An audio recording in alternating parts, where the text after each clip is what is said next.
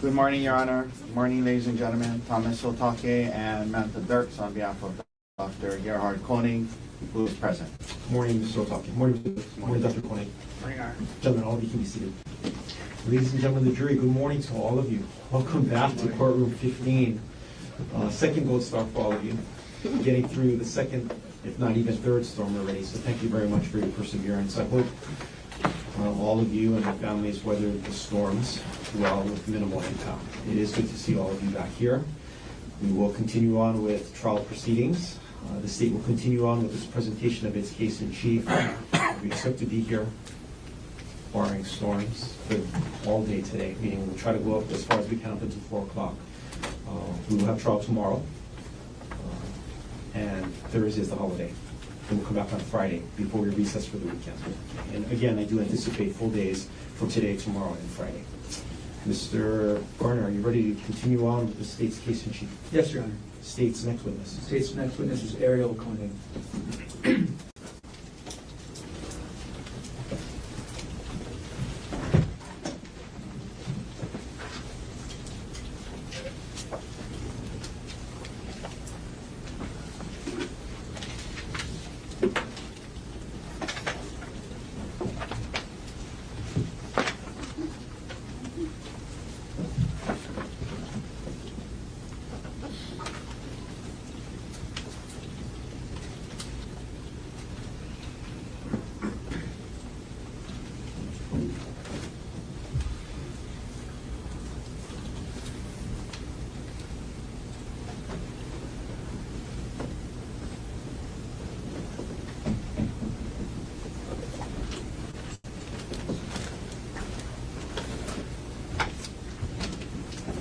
Please raise your right hand.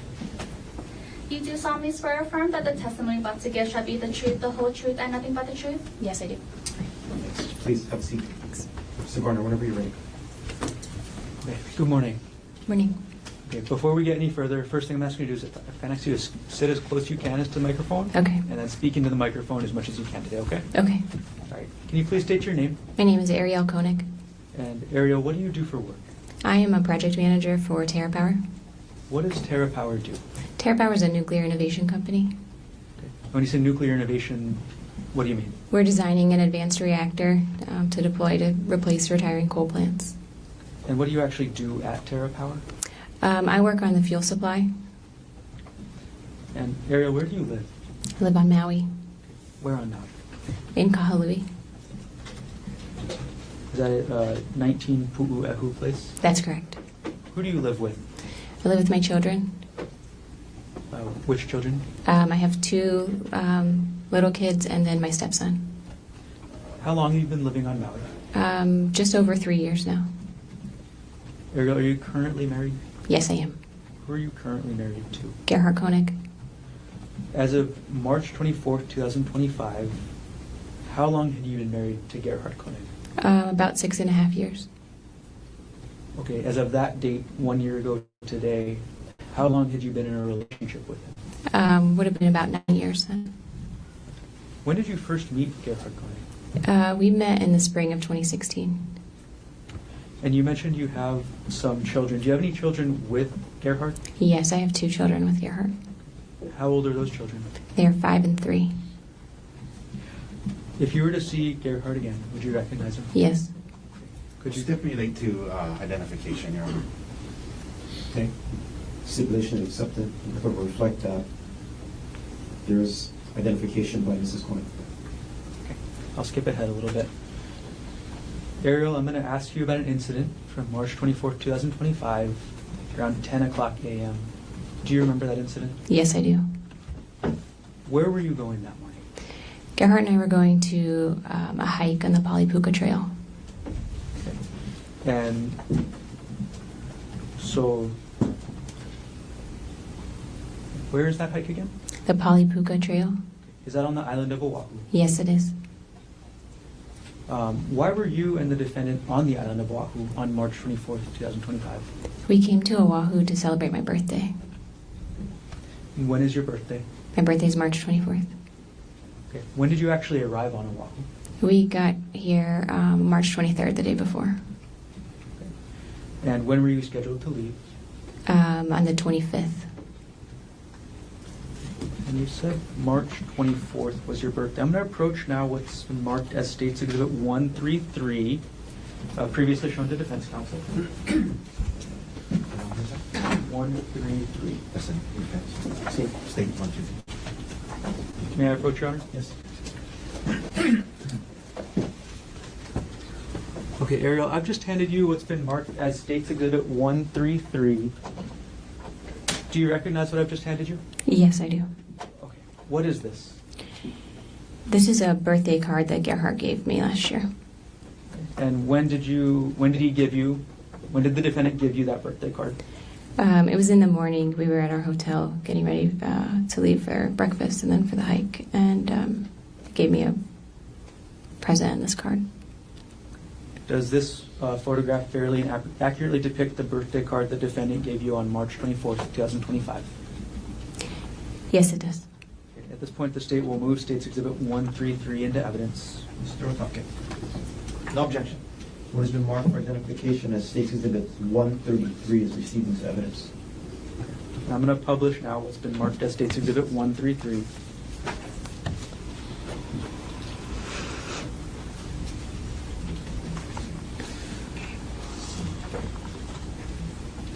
Arielle, how did you feel when you got this card?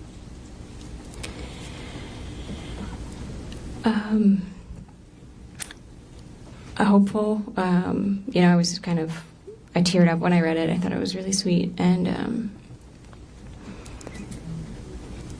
we were coming off of a hard season, so, I felt hopeful that this was a turning point for us in our marriage and that this was going to be a nice trip and kind of started the next chapter for us. Okay. I'll come back to what you just mentioned there a little bit later. Sure. But could you walk us, and I'm going to take down State's Exhibit 133, and I'm going to retrieve it from you now. Could we have it read to the jury, or at least publish it in a way where they can see it? They'll get it when they deliberate. Well, It's up to the state to publish the exhibit as they wish. Okay. I'm going to retrieve the exhibit from there. I'm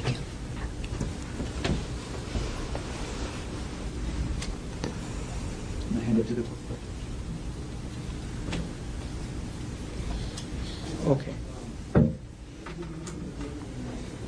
All right, Arielle, you got the birthday card in the morning, you said, and then you were late around 10 a.m. on this hike. Can you describe how you got to the Pali Puka hike? We had a rental car, so we drove. Who drove? Gerhardt drove.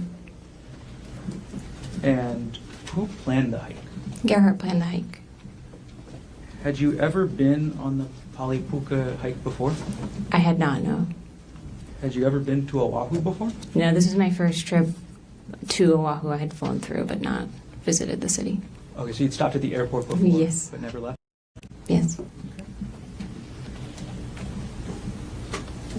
Okay. Can you describe the area around the trailhead of this hike, or the start of the hike? Sure.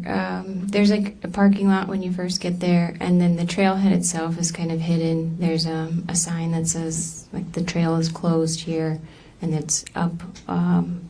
There's a lava rock wall, and it's above that wall, and then there's some porta potties off to the side.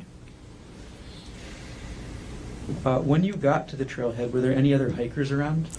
Yes, when we first got there were two hikers walking around, looking on their phones, kind of looking like they were looking for the trailhead.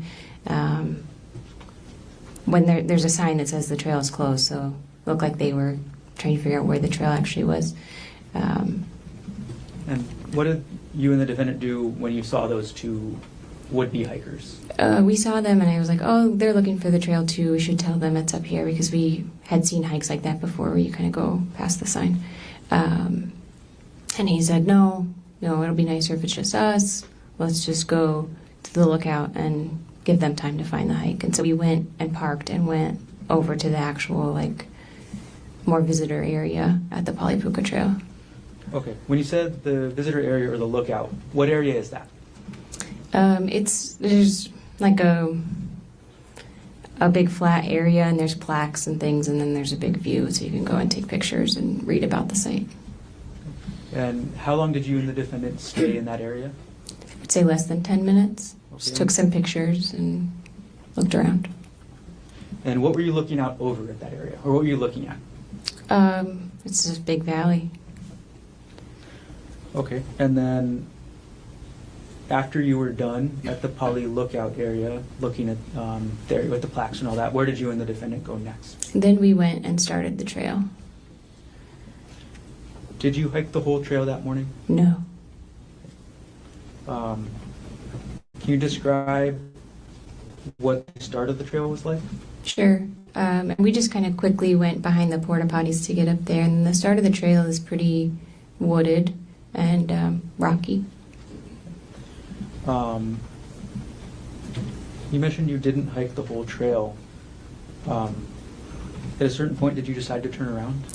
Yes, we were hiking, and there's kind of these like cliff faces that you walk past, and it's pretty narrow. And I was just feeling uneasy, and I wasn't enjoying myself. And we got to a part where you had to kind of scramble, use your arms and legs to get up. And it was kind of exposed. There weren't really a lot of trees, and I was just uneasy. And so I told Gerhardt, I'm not having fun. I don't want to keep going. I'm going to stop here. Arielle, can you explain to us what was making you uneasy? The cliffs were just feeling, it was windy, and the trail was narrow, and the cliffs were really steep. Do you know how tall the cliffs were? I don't, hundreds of feet, I would say. Okay, so you're feeling uneasy, and you just said you told the defendant you didn't want to continue. What happened after you told the defendant that? Well, I had hiked up part of that little scramble area, and I came back down because I was feeling it was like very exposed up there. And so I came back down, and I was like, I told him he could keep going if he wanted to, and I would wait there.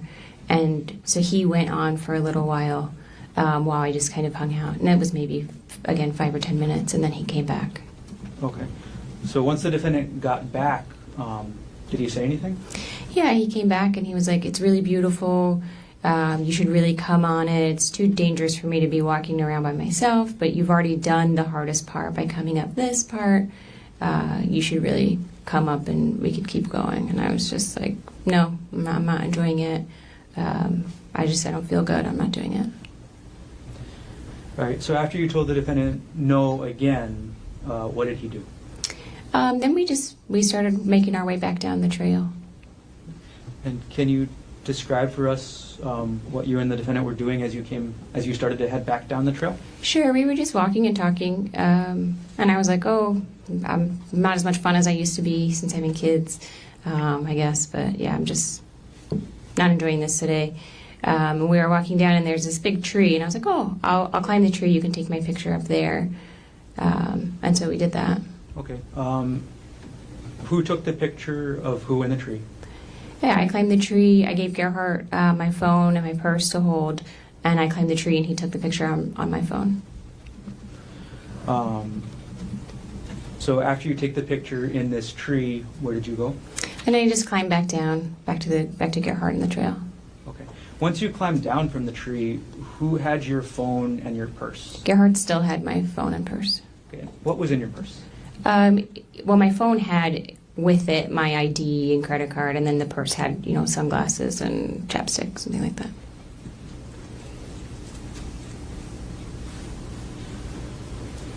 Okay. Now you mentioned one picture of you in a tree. Did you take any other pictures when you're coming down the trail? We did. At that point, Gerhardt said, let's take a selfie. There's like a cliff's edge there, and he's like, let's take a selfie with this view in the background. And so we went and took a picture there as well. Did you take any pictures of the defendant? On the hike up, we were both taking pictures. We were taking Snapchats and pictures. We have a family Snapchat group, and we were sending pictures in there. I see. Okay. All right. Did you, and you said Snapchat. What is Snapchat? Snapchat is an app that's photo-based that you send. I don't know how to describe it better than that. It's ephemeral. And you said there was ephemeral? It doesn't last very long. It's not like permanent storage. So you would send maybe less. You would send more pictures than you might otherwise. Okay. And let's see. Did you have access to any of your photos from Snapchat after this? Some, not all. I'm going to approach with State's Exhibit 131, which has previously been shown to defense counsel and shown again. Yeah. May I approach? Yes. Arielle, I've handed you what's been marked as State's Exhibit 131. Do you recognize what I've handed you? Yes. What is this? This is a picture of Gerhardt standing by the cliff's edge that I took on Snapchat and sent in that family Snapchat message. Okay, could you clarify this for us? Is this going up the trail or coming down? This was taken on the way up when we were hiking up before we had turned around. Okay. Does this photo fairly and accurately depict the defendant as you photographed him on March 24, 2025? Yes, it does. At this point, the state moves Exhibit States 131 into evidence. Mr. Otake, No objection. what has been marked for identification as State's Exhibit 131 is received into evidence? And I'm going to publish now States Exhibit 131. Okay. Arielle, if you can look at the photo and describe maybe what's on the screen as well, what is the text on the photo? It says, "Don't look down." Okay. And is your identification on the photo anywhere? Yes, up in the upper left-hand corner. It says Arielle Konig. Okay. And what is Arielle Konig? That's my name, Ari, short for Arielle. Is that your Snapchat ID as well? I'm sure it is. All right. I'm going to take down States Exhibit 131, and I'm going to retrieve the exhibit from you.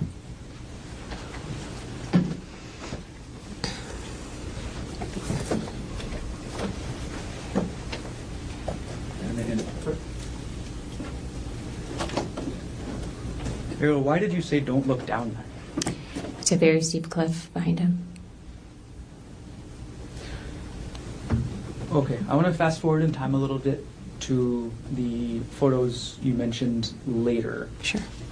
So did you take any other photos on the way down? Yes, right at that cliff. When I had come out of the tree and when we had walked to that cliff area, Gerhardt said, "Let's take a selfie with this as the backdrop." So we would be standing with our backs to the cliff, taking a photo. Before you took that selfie, or before the defendant asked to take that selfie, did you notice anything about the defendant's attention? Yes, he was very aware of where I was, where my feet were, where he was, and where the trail was. I felt like he was often looking at my feet and just very spatially aware of where I was on the trail. Did you ever take that selfie? We did. It wasn't quite as close to the edge as he wanted. I was standing from that photo. You can see there's a pine tree, and I was holding onto a branch of that because I was just uneasy that close to the edge. And we did take a selfie, but I held onto that tree. Okay. Do you still have access to that selfie? I don't. What happened after you took the selfie while you were holding onto the tree? I just asked him to move down the trail a little bit so that I could get past without having to go near the cliff. And then how did the defendant react to that? He was a little like, okay, and then he moved a few paces away. Okay. So after the defendant moved down the trail a few paces away, what did you do? Then I walked to him. So he was then facing me and the cliff, and I walked up to him. And again, everything was normal. I walked up and just kind of like brushed my hands against his shoulders, like kind of like a little hug. Okay. As you had your hands against his shoulders, where was the defendant facing? He was facing the cliff, facing me. My back was to the cliff, and he's facing me at the cliff. And how far behind you was the cliff? Feet, 10 or less. Excuse me, I couldn't hear that. 10 or less feet. All right, so, okay, after this happens, after you get to where the defendant is on the trail, what happened next?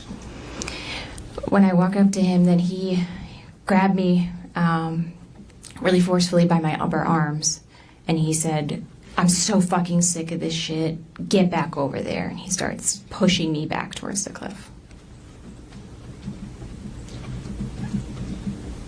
While the defendant was grabbing you and pushing you, what did you do?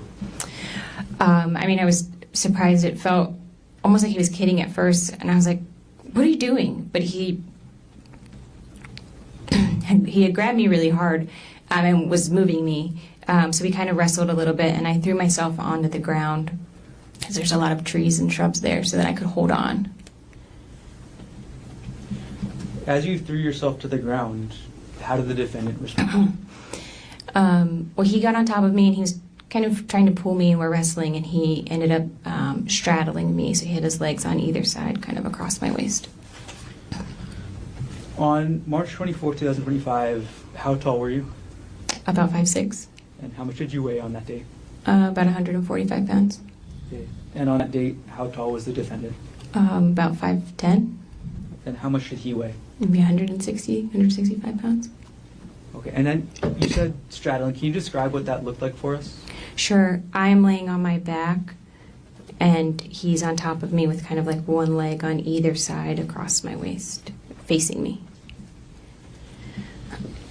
Once the defendant was on top of you, what did he do next?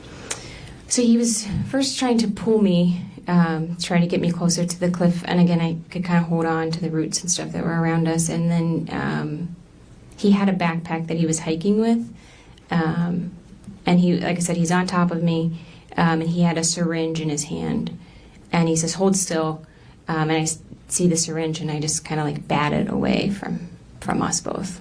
Okay. When you first saw that syringe in his hand, did you actually see where it came from? I didn't see where it came from, no.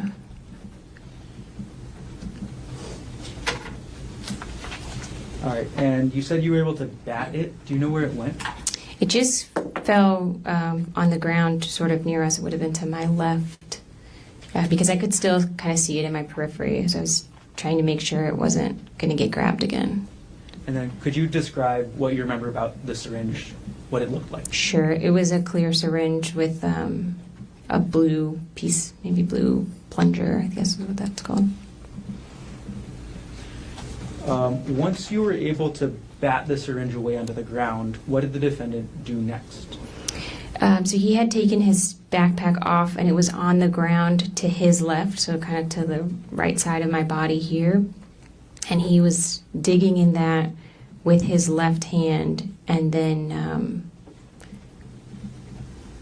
kind of holding me down with his right hand. And I'm screaming, and I'm saying, "What the fuck are you doing? Get off me!" And he's saying like, "Fuck you, you're done. I'm so sick of your shit. I'm so done with you."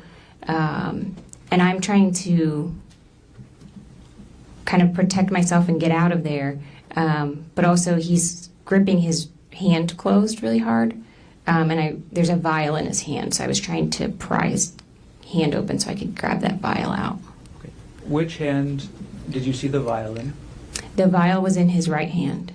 Okay. And did you actually get to see the entire vial? No. Okay. What part of it did you see?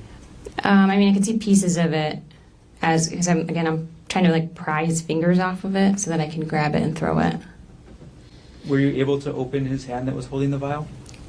Not enough to get the vial away. All right. You mentioned the defendant was saying some things. Can you tell us what you remember he said as he was on top of you? Yeah. I'm screaming, and he's telling me, "Shut the fuck up. Nobody's going to hear you out here. Nobody's coming to save you." And I'm saying, like, "You can't do this. Everyone knows we're on a hike. They'll know this wasn't an accident, and our kids will be orphans. You'll go to jail, and I'll be dead. Like, you have to stop." And again, he's saying, like, "You're done. We're done with you. We don't need you anymore. You're done. You're done." Did telling the defendant any of these things that you told him, did that get him to stop? No, not really. And I had said, like, "Your mom just sent me a really beautiful text for my birthday. Like, your family will be upset if I die. He can't face our kids after this, you know." And he did seem at that point to, like, calm down a little bit. Like, it seemed like he took a deep breath and calmed down. And so I had this moment where I was like, okay, this is the break. Like, I can get out. and then he just starts hitting me with a rock. Okay. I'm going to backtrack for just a moment, Arielle. As the defendant was on top of you, as the defendant was saying things, and as you were saying things back, were you trying to defend yourself physically at all? Yes, and I'm screaming and trying to defend myself physically. So I think I bit his forearm at one point, trying to, that would have been his right forearm. And then I was also squeezing his testicles with so I had my right hand trying to squeeze his testicles to get him to get off of me. Okay, and was that, when you were doing those things, was that before or after he calmed down, as you just said? That was before he calmed down. Okay. So what happened, you said, after the defendant calmed down? Oh, well, it felt like he calmed down because it looked like he took a deep breath. And again, I was screaming, and so he's covering my mouth and stuff, and then we had this moment of like, it seems like he takes a deep breath, and then he just starts hitting my face and my head with a rock. Did you see where the defendant got the rock from? I didn't see where he got it from, but like spatially, he was like reaching up around this area of my head. So my impression was that there was a rock on the ground near my head that he was able to grab. Were you just holding your hand around the left side of your head? Yes. Sorry. When the defendant was hitting you with the rock, did you say anything? I just started screaming because in my mind, he was trying to knock me unconscious to be able to drag me over the edge. So I just was screaming then as much as I could. Did the defendant respond to what you were screaming? No. Did anybody other than the defendant respond to what you were screaming? Yes. So I'm screaming, and I do think I was saying something like, "Please help. He's trying to kill me." I'm hoping somebody can kind of hear that. And I, at some point, hear a woman's voice say, "We're here. We're calling 911. We're here. We're calling 911." Okay. So after you hear that woman's voice, what happens? He just kind of Gerhardt just kind of froze and knelt back away from me. And I just crawled away really slowly. And again, he seemed just frozen.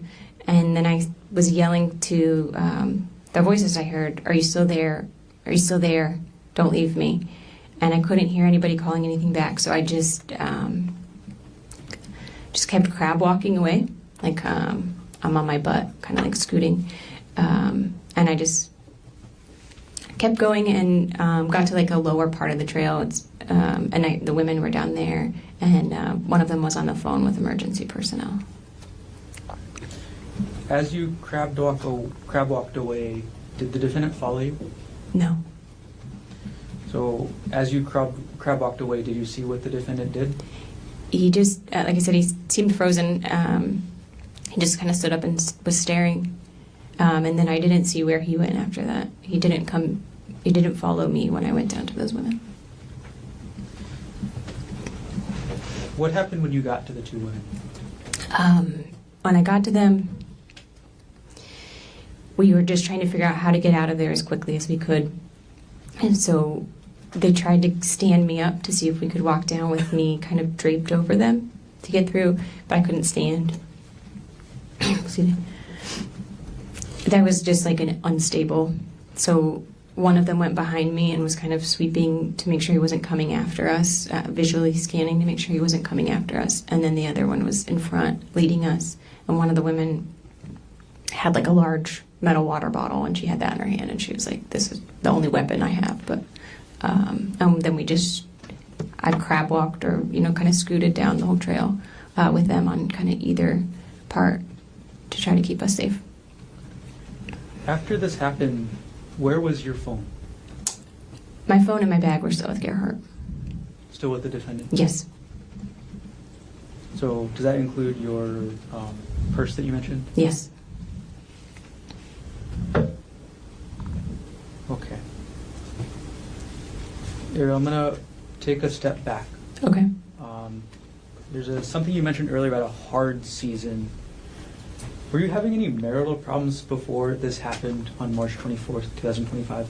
Yes, we were. What happened to start those problems? Sure.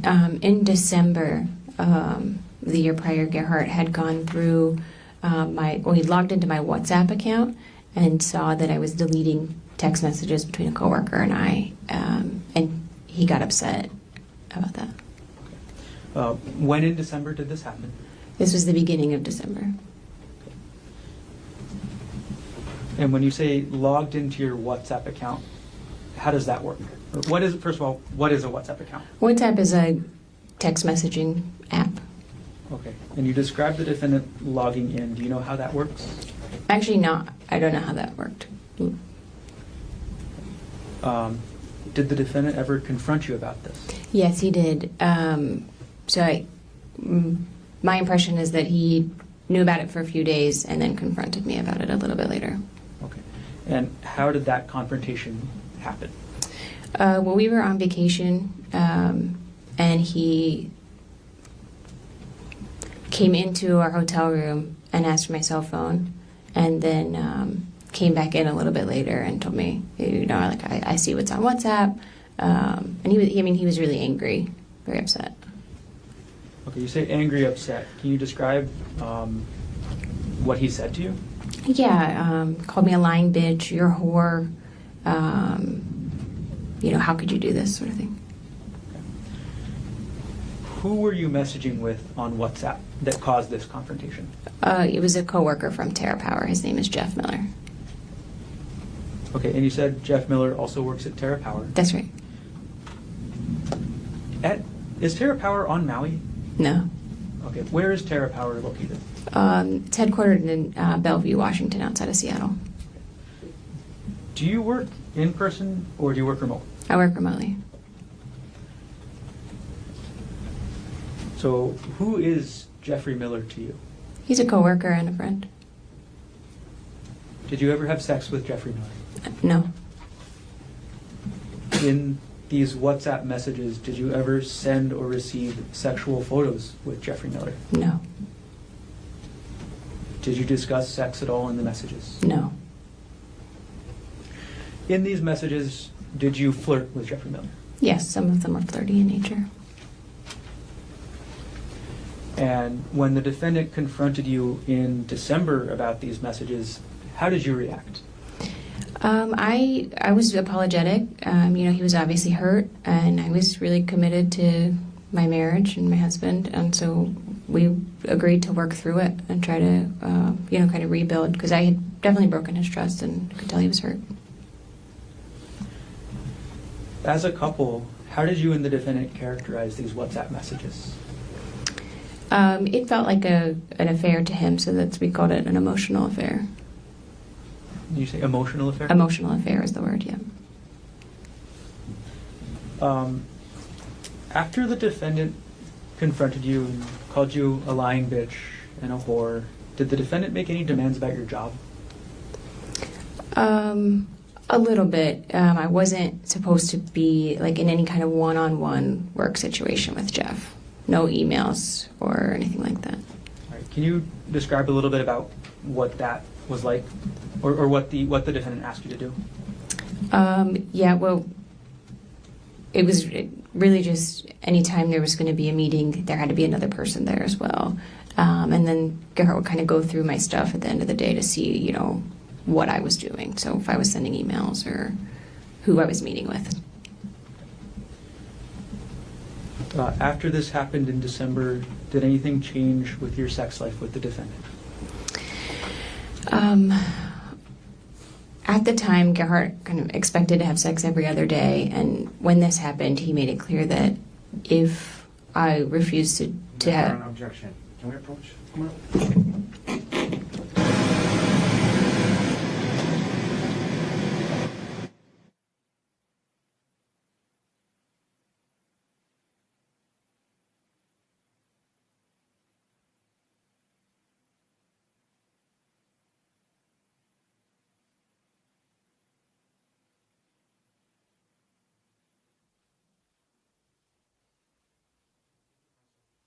Gentlemen, Ms. Gerhardt, Ms. Konig's last answer stricken from the record.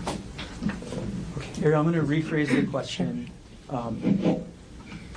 how often did the defendant demand to have sex in December after this emotional affair came out? Every other day. When did you actually last have sex with the defendant? December 24th that year. December 24th of 2024. That's right. So between December 24th, 2024 and March 24th, 2025, did you have sex with the defendant? No. In those months, December through March, did you and the defendant work on your relationship? We did a lot of work on our relationship. Yeah, we both were doing individual and couples therapy. And can you describe a little bit about, what that was like? Yeah, I mean, we were trying to work on a lot of different things in our marriage, in addition to the deleted text messages, which again, I could tell Gerhardt was deeply hurt by. So working on rebuilding trust. In terms of non-sexual intimacy, did anything change in that with regards to your relationship with the defendant after this all came out in December? A little bit, yes. And in that, Gerhardt really wanted a lot of touch, physical touch. So there was a lot of cuddling and stuff like that. And any refusal of that would be, kind of me withdrawing. Okay. When you didn't want to cuddle, what types of things would the defendant talk to you about? Then that would be a lot of questions. How could you do this to us? We would kind of bring up the WhatsApp messages back to the surface. And then when were these, or how long was this issue ongoing, I guess? I mean, December was really hard. January, it seemed like things were getting a little bit easier. Things were getting a little bit better. By February, we had gone on a family vacation with our little kids and had a really fun time. And so it seemed like by February, we were starting to kind of turn a little bit of a corner.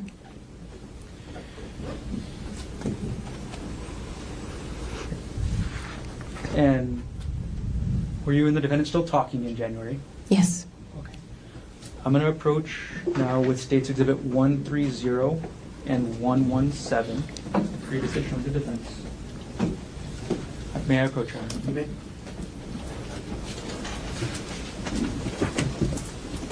Thank you. Arielle, I've handed you two exhibits now, 130 and 117. Without showing them to the jury, could you look at what they are, and when you're done, look up?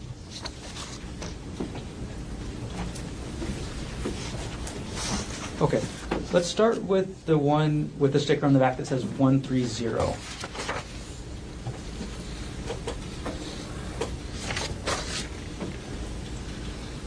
What is that?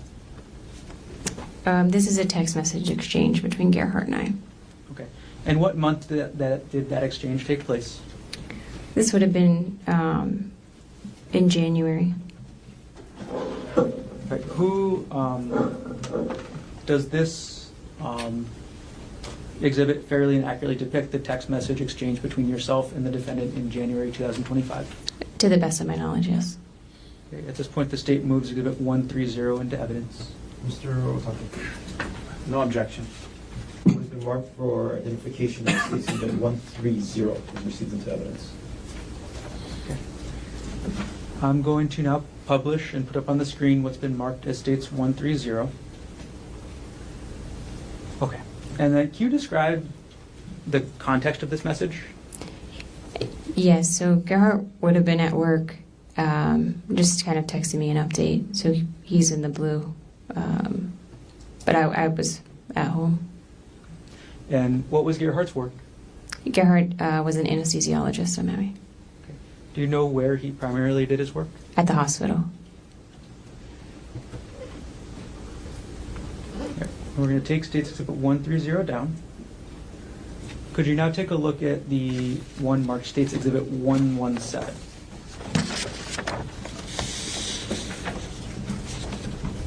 Okay, what is that? This is an email that Gerhardt sent me also in January. Okay. And what is the email about? It's about life insurance. And is this a true and accurate copy of the email the defendant sent you? And sorry, what date was the email sent? The date is January 21st, 2025.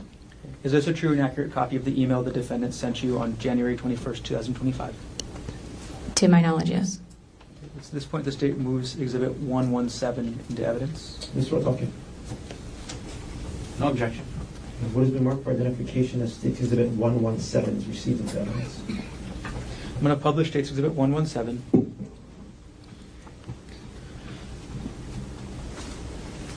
Arielle, what was the defendant asking you to do in this email?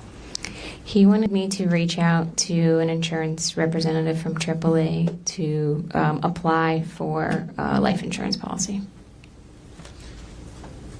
At the time that you saw this email, did you think anything of it? No. We're going to take Exhibit 117 down from the screen right now. And I'm going to retrieve both exhibits from you, Arielle. Thank you. Hand it into court.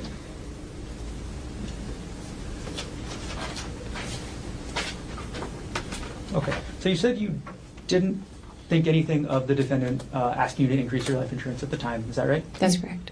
Okay. In your relationship with the defendant, who handled matters such as insurance? Gerhardt did most of the financial stuff. Okay. The financial stuff, is that even more than insurance?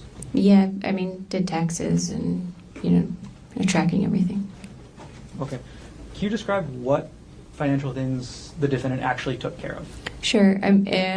He made sure did all of the utility payments and bill payments.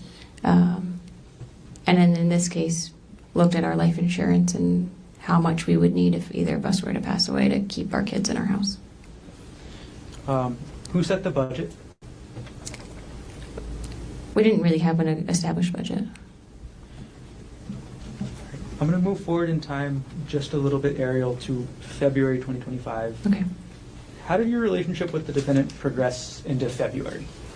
Yeah, like I said, January, was better than December. February is better than January in terms of, stability and kind of seeming like things, being hopeful for the future. In February, we did a family vacation with our little boys and saw Gerhardt's family. And we had a really fun time. So it felt like I said, just felt hopeful for the future. Were these WhatsApp messages an issue in your relationship at all in February? I not that I recall, and if so, it was a small thing, yeah. And how did your relationship progress into March 2025? Same, again, I would have said in early March. March was better than February. It seemed like we were both really trying. We certainly had things to work through, but it seemed like we were both putting in a lot of effort. And we had committed to kind of giving our kids 2 years of us like really working on things, and it felt like we were both really leaning into that. And this birthday trip in March, at the end of March, who planned that trip again? Gerhardt planned the trip. And how did the trip go before you took the hike on March 24th? The trip was going well. We came out the day before in the morning, and we went to a spa, and we did like a long couple spa thing, a couple hours long. Did a nice lunch. And we walked around and shopped and had a nice dinner. It felt, normal. We were having fun together, relaxing. You mentioned the spa thing. Is that something that you and the defendant talked about before you did it? Yes. Okay. How far in advance did you know you guys were going to the spa? Weeks or less, 1 to 2 weeks, I would estimate. Did you and the defendant talk about the Pali Puka hike specifically before you did it? No, not really. Maybe the night before. Did you research it together? I did not know. So did you look at any web pages about the hike before you went on it? No, I didn't.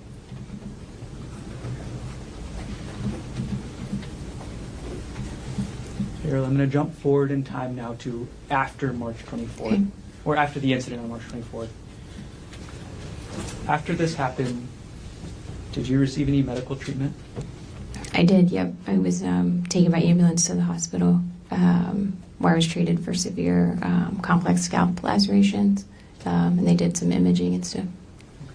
How long did you stay at the hospital? I was in the hospital for one night. So you got out of the hospital then March 25th? In the evening of the 25th, yes. And where did you go once you got out of the hospital? To my house in Maui. When you, sorry, can you say that one more time? To my house in Maui, sorry. And is that the 19 Pu'uehu Place address that you mentioned? That's correct, yes. When you got back to Maui, did you find anything relevant in your house to what happened? Yes. A few days later, I found Gerhardt's work bag in our closet. Okay. And what did you find that was relevant about the work bag? I just unzipped it and I could see syringes and medication were in there. How did you react to finding the bag of medical supplies? I mean, I was surprised. I called an attorney and then got in touch with the police to have them come get it, just in case it was relevant. Did the police eventually come and collect the bag? They did, yes. 2 evidence specialists came to take it. And between the time that you saw the medical supplies in the defendant's work bag to the time that the police came to collect them from your house, did you tamper with, alter, substitute, or destroy any of the items in that bag? No. And could you describe the bag for us, just the physical bag? Sure, it's a black backpack, but it has like a one shoulder strap. It's not a full backpack. Other than the bag, did the police recover anything else from your house on Maui? They did. They also took his laptop computer. Where was the defendant's laptop before the police recovered it? It was on his desk at our house. Do you know the login information for that laptop? I do not know. Do you have like a computer account on that laptop? No. From the time that you got back to your house on Maui to the time that the police recovered that laptop, did you do anything at all with the laptop? No.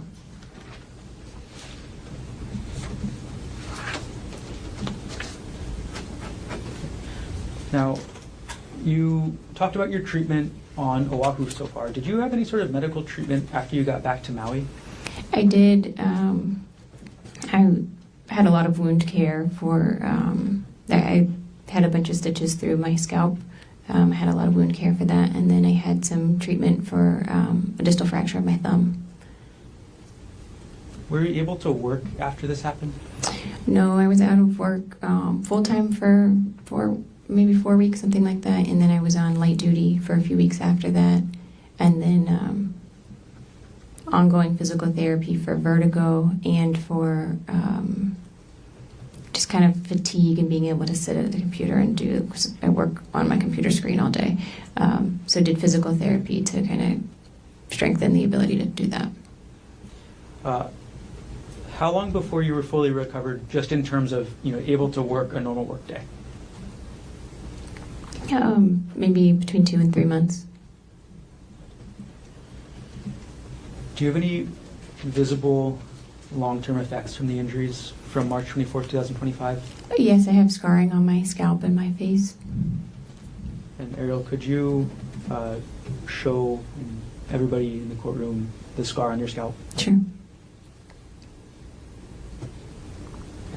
And I want the record to reflect the witness is just pulled her bangs up on the left side of her head to display a scar.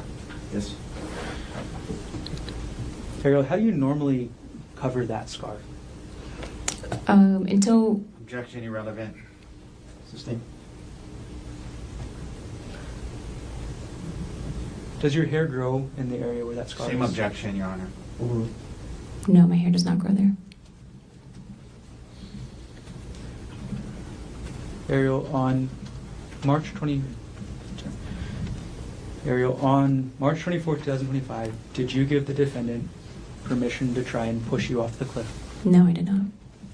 Did you give the defendant permission to try and inject you with a syringe? No, I did not. Did you give the defendant permission to hit you with that rock? No, I did not. Thank you. I have no further questions at this time. Keep going. For recess? We have a lot to set up. Maybe this might be a good time for a morning recess. I think so. Let's take our first morning recess, ladies and gentlemen. 10-minute recess. Ms. Alfred Fisher and Mr. Patrick Bernie Williams will come get you at just past 10:15. Be your local temperature. All right.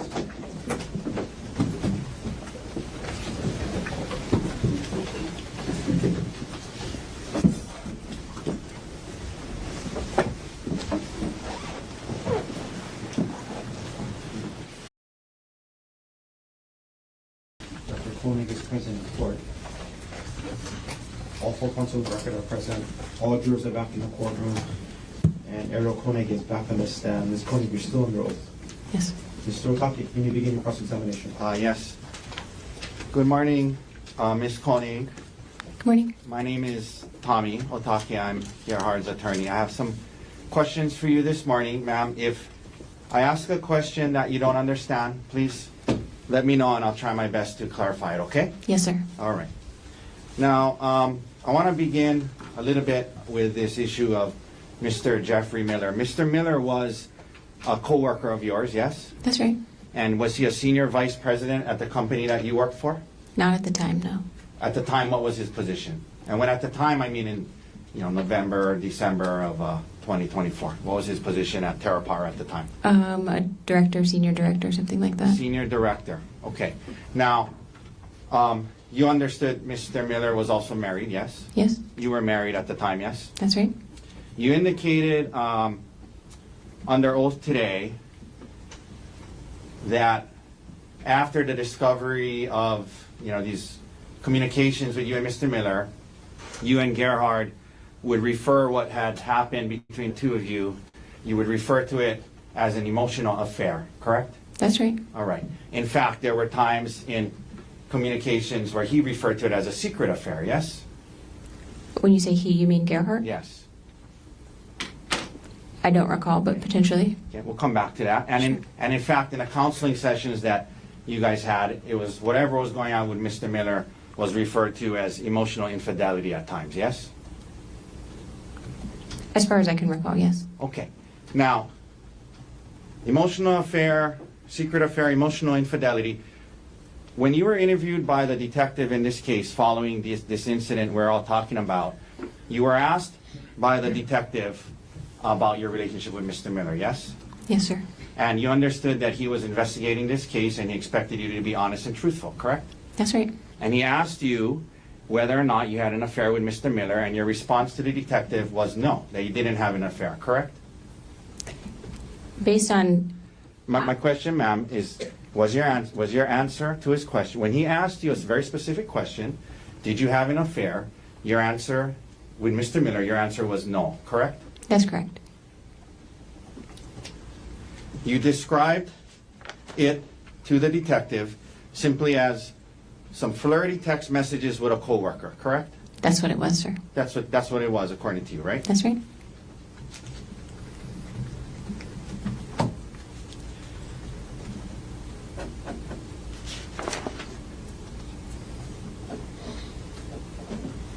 Now, after the discovery of these messages and what was going on with you and Mr. Miller, there were times when you and Gerhardt would communicate about the situation by text messages between the two of you, correct? Yes, sir. Okay. And isn't it true that on December 9th, 2024, Gerhardt sent you a text that said, you engaged and continued an elaborate secret affair instead of coming to me asking to work on our relationship? You remember him sending you that text? I'm sorry? Objection, hearsay. Sustained. It's impeachment, Your Honor. She said there was no affair. I can... Approach.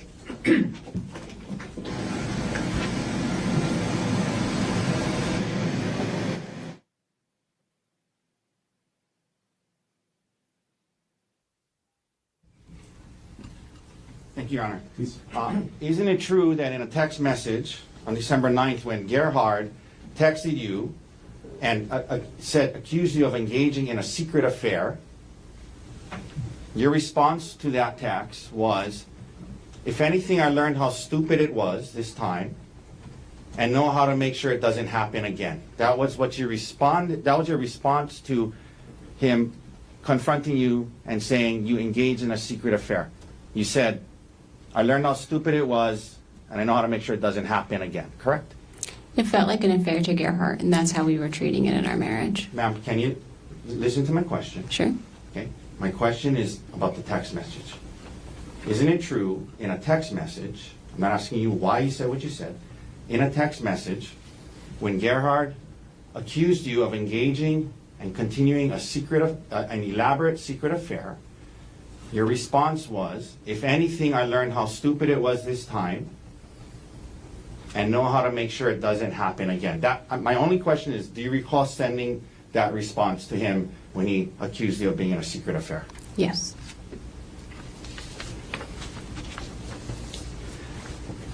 You didn't say to him, it was just flirty text messages, don't worry. You said it was stupid of me, it won't happen again, correct? Because when I did that, we would start to argue, so All right. you're right.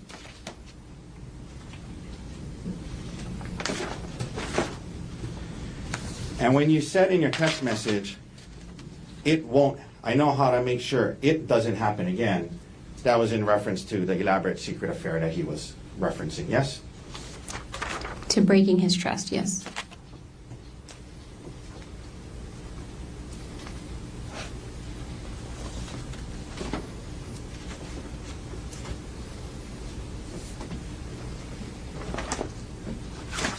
Another thing that happened after the discovery of your relationship with Mr. Miller, another thing that happened is, as you talked today about working through this in January and February. Remember that? Yes, sir. Okay. And another thing that happened to help you guys work through this is you guys started listening to audio self-help books. You remember that? Yes, sir.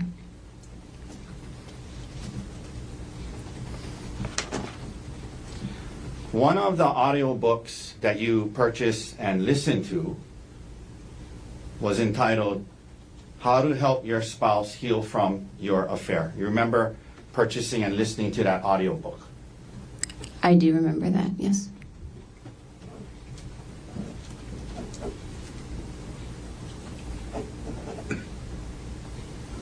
You took the time to purchase it and listen to it, and that was the title of it, How to Help My Spouse Heal from My Affair, as in your affair, correct? That's correct.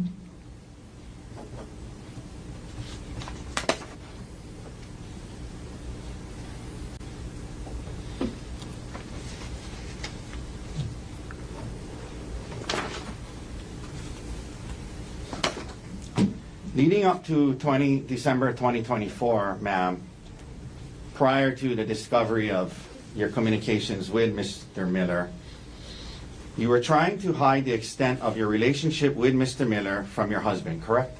That's right. To conceal the substance of your communications and the extent of your relationship with Mr. Miller from your husband leading up to December 2024, you were purposefully deleting your messages to and from Mr. Miller on your phone, correct? I was deleting messages on my phone, that's correct. Yeah, so Gerhardt wouldn't see them, right? That's right.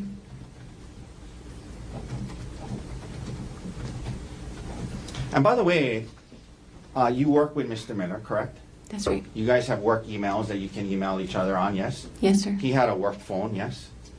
Yes, sir. Did you have a work phone? No. Okay, but you had text messaging on your phone. You could text him on his work phone about work things, yes? Through text messaging, yes? That's an option for sure, yes. Yeah, and emailing about work things on a work email, that was an option, right? Yes. But you chose to communicate with Mr. Miller, this other married man, on WhatsApp, correct? I use WhatsApp for work for other things too, yes. Ma'am, that wasn't my question. Yes, I talked to him on WhatsApp, sir.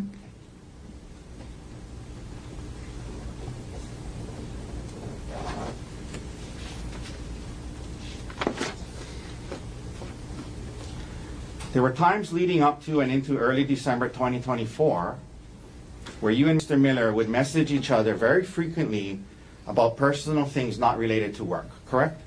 Yes, sir. Some days all day long, back and forth all day long, correct? Potentially. Okay. Your Honor, I'm going to ask Your Honor to take judicial notice that December 1st, 2024 was a Sunday, and I believe we have a calendar here somewhere. May I approach, Your Honor? This is from time and bench Otake.com. or the witness? Excuse me? The bench or the witness? You want You, Your Honor. Yes. Ideally, to show you the calendar. Come on up. December 1st, 2024. Mr. Gardner, any objections? None at this time. Yeah. So the court would judicially notice that December 1st, 2024 was a Sunday. Okay. December 1st, 2024 was a Sunday, not a work day, correct? Sure. I'm going to show you now what's been marked as D123. D123. May I approach, Your Honor? You may.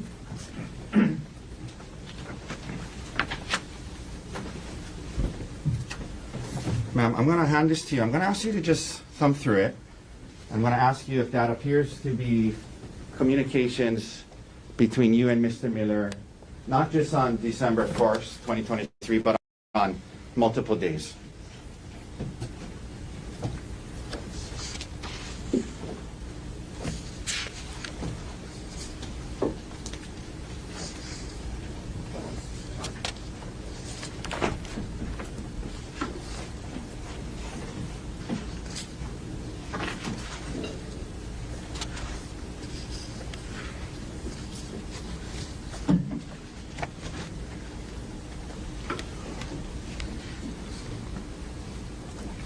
Will you please repeat your question?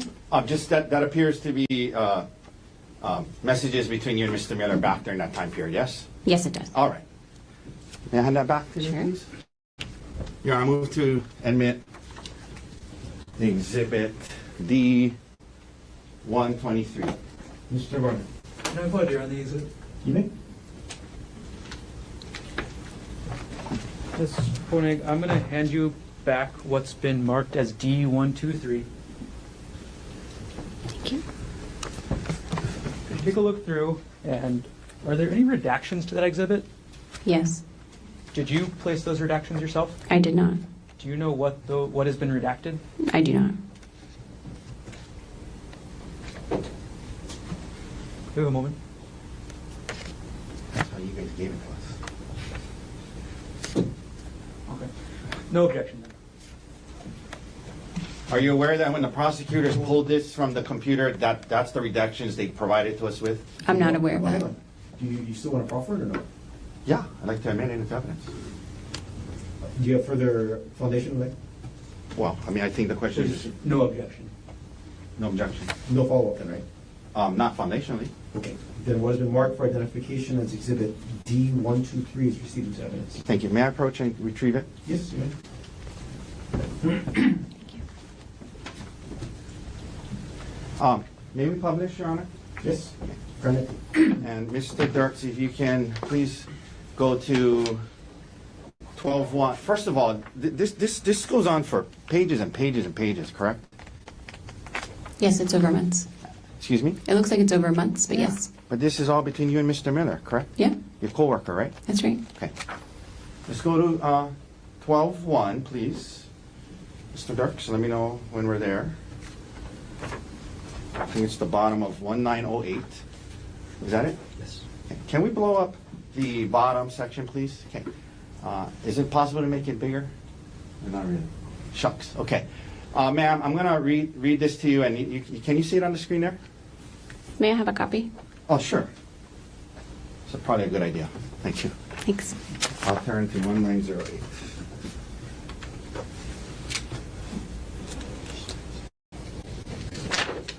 Thank you, at the bottom. Thank you, sir. Okay, so the day starts off on this Sunday. Mr. Mueller texts you, and you know, there's timestamps on here, but this was the timestamps of the WhatsApp. I'm imagining he wasn't texting at 3:23 a.m. Is that right? I wouldn't think so. Yes. Okay. But in any event, he starts on this Sunday, and he starts off, he says, "Good morning, sounds good. I hope you're getting some good sleep. I've slept a ton over the break," which has been, and we'll go to the next page. Is it possible to blow out half the page? Okay. It may not be seeable, but we'll try. Which has been nice, and then you respond and you say good morning, correct? That's correct. So this is in the morning on a Sunday, correct? Yes. Okay. It goes on, this is nice, always good to get caught up on sleep. And you say, up now, just put a fresh batch of yogurt in the fridge with some kind of, can you zoom in on that emoji, possibly, Mr. Dirks? Okay. So telling him in the morning about the fresh batch of yogurt in the fridge and with this emoji, whatever that emoji is, correct? That's correct. All right. Now, it goes on throughout the day. We don't need to read all of it. Can we go down to 6:42 a.m. on 12/1? Thanks. Okay. You indicate to him that I guess we will watch some football here too, probably. G is on call. I'm planning to decorate the tree with the kids. And he says, Mr. Miller says, gotcha, correct? Yes. So on a Sunday, you're telling him what you guys are doing. You're going to decorate with the kids with the trees, yes? Yes, sir. Okay. And then it goes on throughout the day, and you guys are going back and forth about what's going on and watching football and decorating the tree and things like that, correct? That's correct. Okay. Now, at the bottom of the page there, you guys are talking about the football game. Looks like Pittsburgh is winning. You see that? Yes, sir. Okay. And then let's go to the next page. Continues on the first. And more communication. 11, 13, 29. If we can zoom in on that, Mr. Dirks. Okay. He says, checks back in. I hope you're having a nice morning. So good so far. That's what you guys are saying all throughout Sunday, correct? That's right. Okay.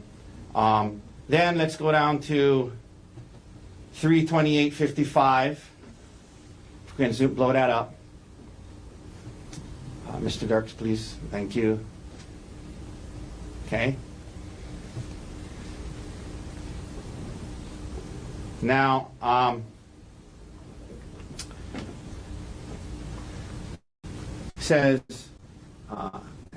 he says, making sure Kay eats OFC, guessing that's what the lie was about.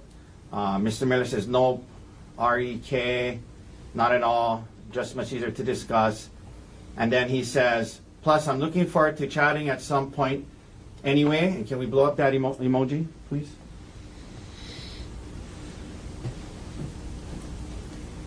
Okay. And then your response back, if we could blow that up, was now in the PM, good night, looking forward to it. And then the next morning it starts again, good morning, correct? That's correct. Okay. We can take that down. Now, so all throughout the Sunday, you and this married man were texting back and forth about what you guys are doing. Good morning, and then good night, and then good morning again the next day, yes? That's right. And then a lot of the messages that you were having with him, you deleted, right? I did delete a lot of messages. That's correct. Okay. So we can't see those messages, the ones you deleted, correct? That's correct.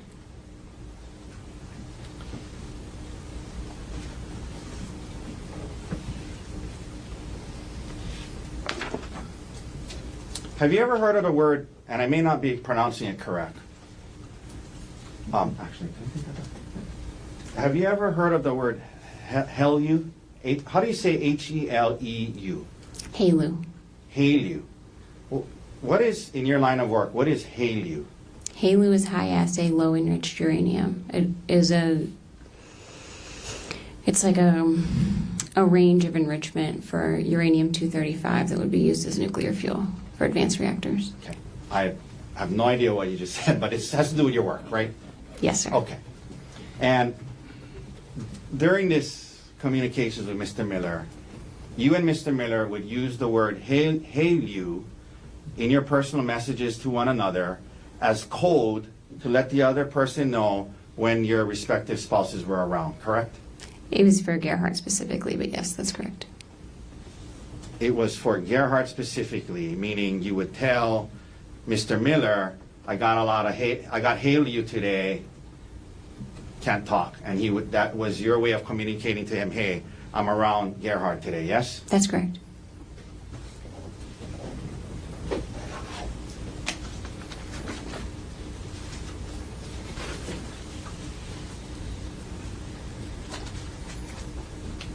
During this time period, leading up to December 2024, you and Mr. Miller would share photos of yourselves, both from the past and the present, and also during certain activities that you were engaged in, yes? Occasionally, yes. Okay.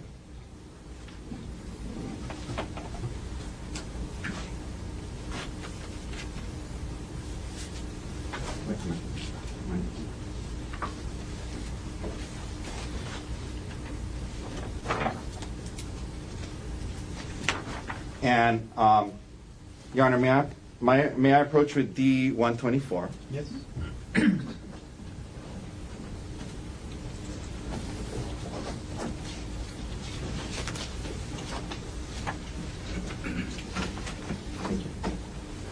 Ma'am, I'm going to show you D-124. If you can look through that, and I'm going to ask you again if that looks to you to be messages between you and Mr. Miller, and also photos that you guys would send to each other. And let me know when you're ready.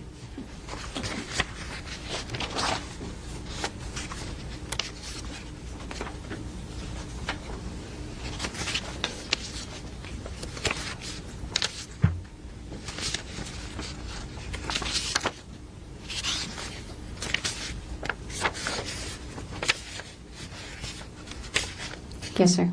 Okay. And that appears to be fair and accurate depictions of messages you guys would send to each other, correct? That's correct. All right. Your Honor, move to admit D-124. No objection. I've been marked for identification as Exhibit D-124 is received as evidence. Could we please publish and start on page P2250? Okay. Let's blow up that picture at the top there, please. You want a copy? I'll give you. Yes, please, sir. Thank you. May I approach, Your Honor? Yes. Okay. Would you like this one? Oh, yeah, I'll take this out. Thank you. Okay, so this is a picture Mr. Miller sent to you. One of my two BFFs. This was in Vegas.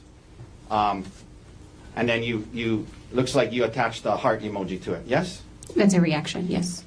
Excuse me? It's like a reaction on the message. It's not attached. It's just like acknowledge. Got it. A heart emoji reaction. Correct. Got it. Let's go to the next page, please. We publish that, and let's blow up the one with the dog in it.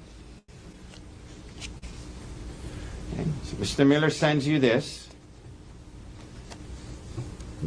with a picture of his dog, yes? It says my brother's family's dog, but yes, Wow. a dog. A picture of a dog, yeah. That's correct. Okay. It's his brother's dog, right? That's what he says, yes. It's not his dog. He's sending a picture of his brother's dog, right? According to the message, yes. And is he making a kissing face at you, or you don't know? I don't know whether. Okay. Let's go to page 2253. This is from October. Can we blow up the beaches on the top, please? You sent him photos of, this is you sending him photos of beaches, correct? That's correct, yeah. All right.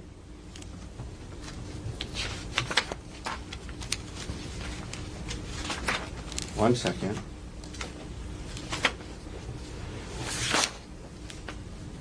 Now, while we're here, why don't we go to page 2256 while we have this up.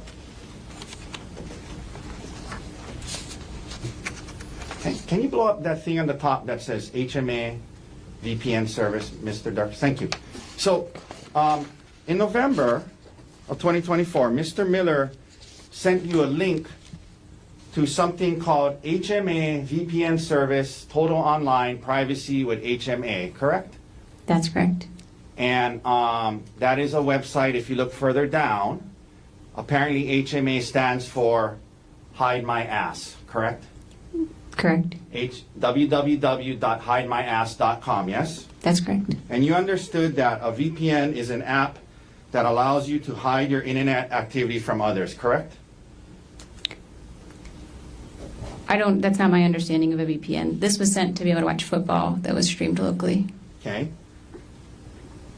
VPN service, total online privacy, hide my ass. And he sent you that so you could watch football? That's right. Okay. This wasn't for work purposes, was it? This is not for work purposes. You're correct. TerraPower wouldn't use something called www.hidemyass.com, would they? I would not expect them to use that. That's correct.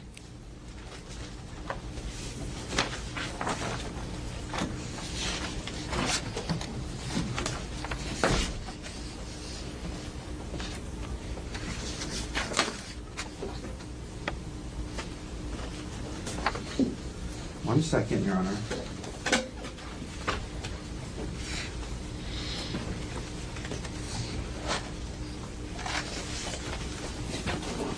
You also sent photos to Mr. Miller as well, and may I approach, Your Honor, with 183? Yes.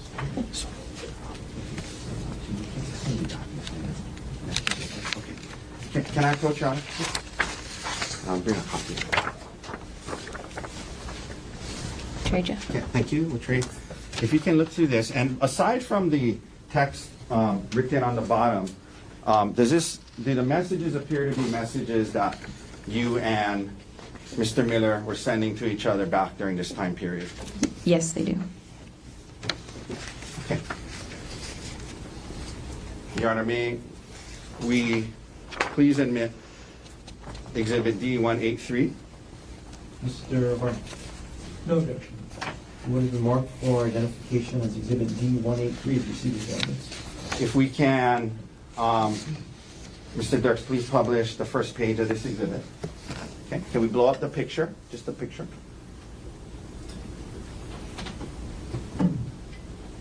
Well, actually, I take that back. Let's blow up the message to begin with.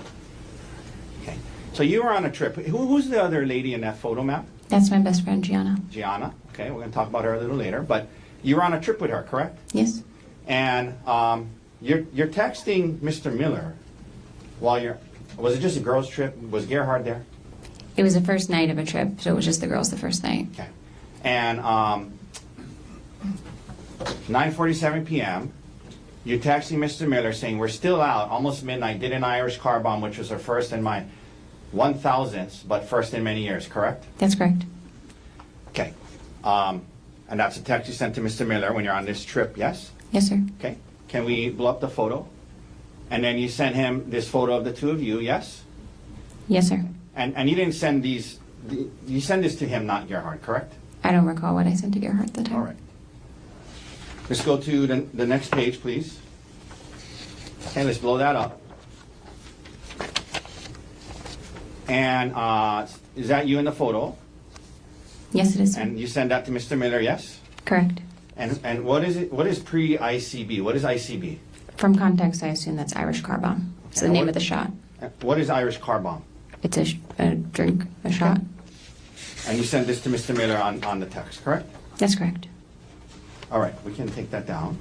I'll retrieve that from you, ma'am. Thank you. Thank you. So, we just went through all of that, and when the detective asks you about it, you say, no affair, just flirty text messages, correct? That's correct, sir.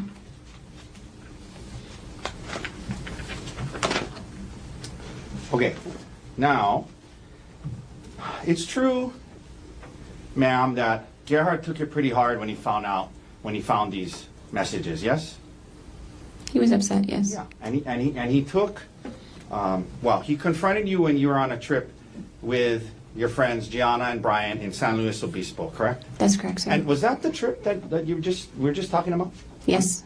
So the day before Gerhardt gets there on this couple's trip, that night before, you're sending photos of yourself and your friend to Mr. Miller, correct? That's correct, sir. Okay.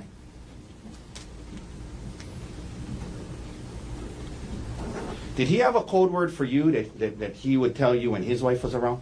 Not to my knowledge. All right. Now,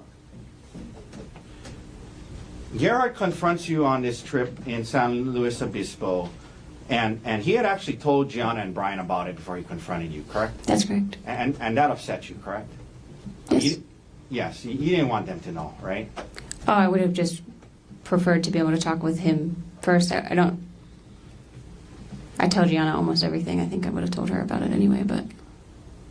You think you would have told her about it anyway? Had you told her about it prior to him confronting you? I mean, had he confronted me, I would have told Gianna that we were working through that. There But- wasn't, in my mind, A something. second ago, you just said you were a little upset that he told Gianna, right? He told them before telling me. Right. And that upset you, right? Yes, that felt unfair. Now,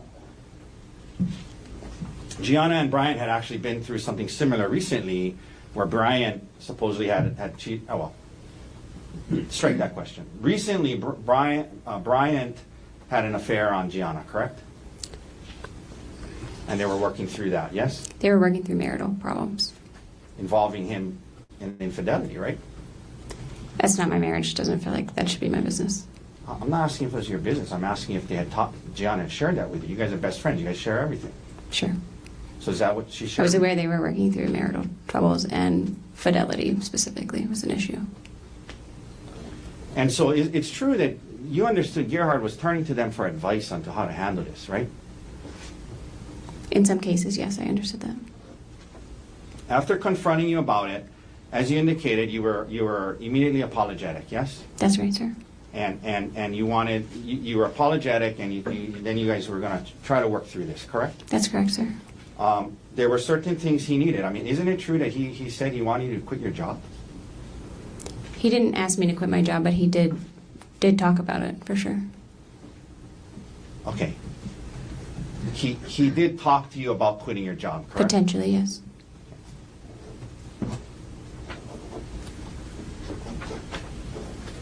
And he also demanded that you cease all contact with Mr. Miller in person, yes?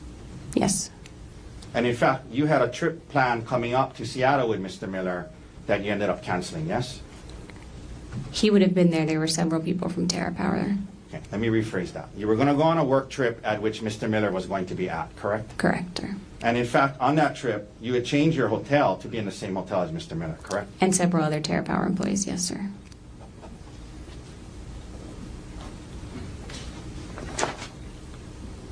Your job was, well, I'm going to get into it more in a second, but your job was pretty rare and unique, right? Like that you were in the nuclear energy field, correct? I still am, yes, sir. Yeah, but at the time, right, when he was talking to you about quitting and leaving it, right? Yes. You talked about his need for intimacy, both emotional and physical. You indicated that he wanted to have sex every other day, correct? That's correct. And he also wanted you to be less, I guess, secretive or give up some privacy. And he wanted to see your emails and communications, correct? He looked through my phone almost every day. Yes, sir. And in fact, these were not just desires that were unique to him. You listen to audiobooks, like, for example, How to Help My Spouse Heal with My Affair, right? Yes, sir. And in that book, they recommend cutting off all contact with your affair partner, yes? To my recollection, yes. They recommend that you share passwords, share your whereabouts, share communications, because secrecy is what caused the damage, openness is what repairs it, right? You remember learning things like that in these books and counseling? Yes, sir. Okay. And that's what Gerhardt was asking for, right? He wanted to see what you were, just see what you were messaging with others, right? In some cases, yes, sir. Okay. Now, back to your career, ma'am. You mentioned him talking to you about quitting your job so that you wouldn't have contact with Mr. Miller anymore. You're a nuclear engineer, is that right? Yes, sir. You graduated from and got your degree in nuclear engineering in what year? 2011. And after 2011 till about 2022, you worked in this nuclear industry, yes? I've been in the nuclear industry my entire career, yes. I understand that. I understand. I'm just saying, specifically, for 11 years, from 2011 to 2022, you were in the nuclear industry, yes? Yes, I don't understand the 2022 distinction. I apologize. Well, I'm gonna get to that. Didn't you quit your job in 2022? I left Westinghouse in 2022. Yes, sir. Yeah, so that's the Okay. distinction I'm getting at. Sure. Okay? Thank you for clarifying. So, Appreciate it. so in 2011, you enter into this industry and you start working at a company called Westinghouse, correct? That's correct, sir. And you were into, is it called core design? Yes, sir. And what is core design? Core design is figuring out how to load nuclear fuel assemblies into a reactor core in a way that meets the safety requirements and optimizes fuel efficiency. Okay, and again, I'm not too sure what you said, but basically it's dealing with nuclear fuel, right? Yes, sir. All right. And you were helping to do that at Westinghouse, correct? That was one of the jobs I had at Westinghouse in that time. Yeah. And you were trying to move up the corporate ladder, right? You're trying to advance in the industry, yes? Yes, in general. Yeah, and like, so for example, in 2018, you entered a MBA executive program to try and get your MBA because you thought that might help you move up in this field, correct? It wasn't an executive MBA program. I was doing a part-time MBA after work. I am only making that distinction because there are two different programs. Okay, I thought that's what an executive MBA program is where you still work and do it at night, but maybe There we're are talking about separate this- ones. There are separate things. That's more focused and faster. Understood. So is more accurate to say you entered an MBA program that allowed you to work during the day and go to school at night. That's correct, sir. And the purpose was to try and get your degree advanced in the field, yes? It was to develop in the role I was in. I was doing a more business-facing position at the time, and it was thought the MBA would help me develop those skills a little bit more. Okay. And then after doing that, in 2022, you quit, right? I mean, I'm sorry, what's the wording you like to use? You left your job at Westinghouse. I quit. I quit Westinghouse. Okay. That's In accurate. 2022, and part of that was,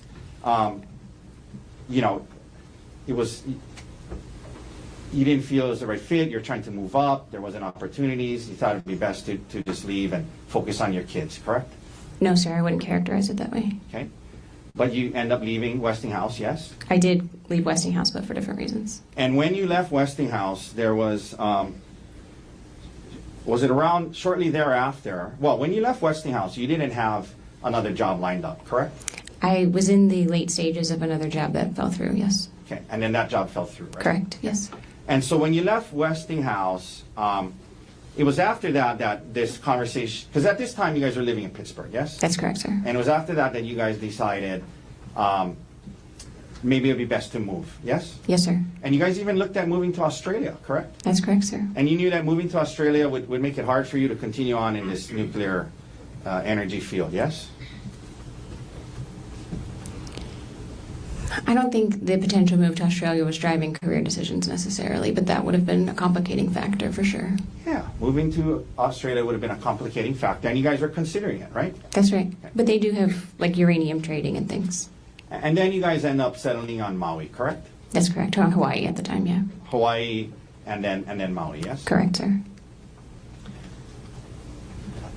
And part of that, well, the timing of that, you mentioned your stepson Emil, that's Gerhardt's son, yes?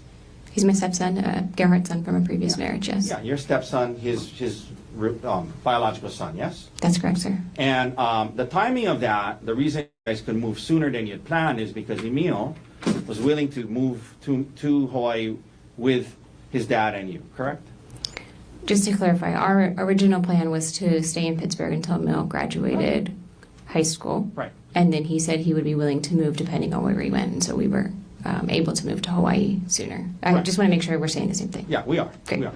So in other words, Emil wanted to come with his dad and you, right? Yes, he wanted to come with us. So now, at some point, and you guys get moved to Maui, and then this opportunity with Terra Power comes up, correct? No, sir. I was employed by Terra Power when I lived in Pittsburgh. Okay. But after you quit the Westinghouse job, right? Yes, I quit Westinghouse, and I was hired by a contract agency called System One, and on contract to Terra Power starting that September. Okay. But when you move to Maui, you're a contractor for Terra Power. You're not an actual employee of Terra Power, correct? That's correct. And that was in part because you weren't going to live in Seattle. You were going to live in Maui, yes? In part, TerraPower has a distributed workforce, and so depending on the location, they would either be contract employees or they would be full-time employees. Is the word you mean for like Yeah. working for TerraPower directly? Right. And you were contract because you were going to live in Maui. I was contract because I lived in Pittsburgh at the time, and then they kept me on contract when I moved to Maui. Let me rephrase. You were on contract because you didn't live in Seattle, right? Yes. Okay. But TerraPower was designing new age nuclear power plants that use a new type of fuel, correct? That's correct, sir. And your role there or your job there was a project manager, is that right? That's correct. So now you are in a management position within this industry, yes? Project management. Yeah, in the nuclear energy industry, yes? Yes, sir. And you had worked hard through 11 years to get to this point, and you thought it was a good opportunity, right? Yes, sir.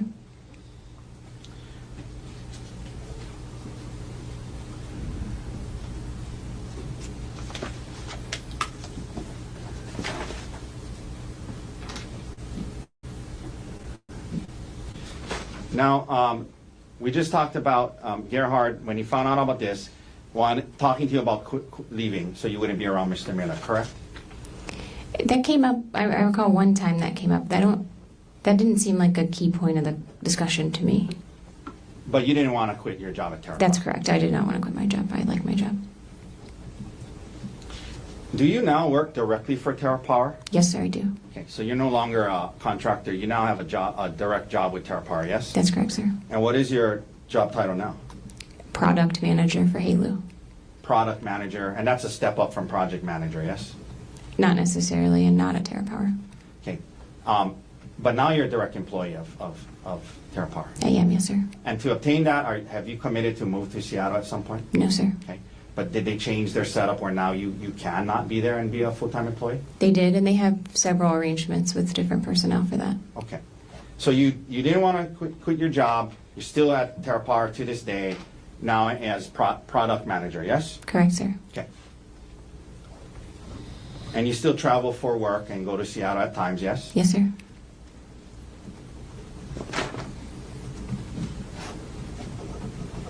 Now, at some point you mentioned engaging in counseling, yes? After the discovery of this communications with Miss Gerhardt's discovery of your communications with Mr. Miller, right? You guys started couples counseling, yes?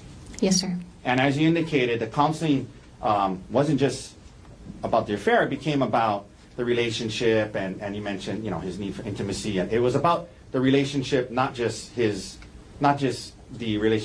issues with Mr. Miller, correct? That's correct, sir. And you mentioned January into February, you felt you guys are making some progress, correct? Yes, sir, that's correct. But the issue with Mr. Miller would still come up from time to time, yes?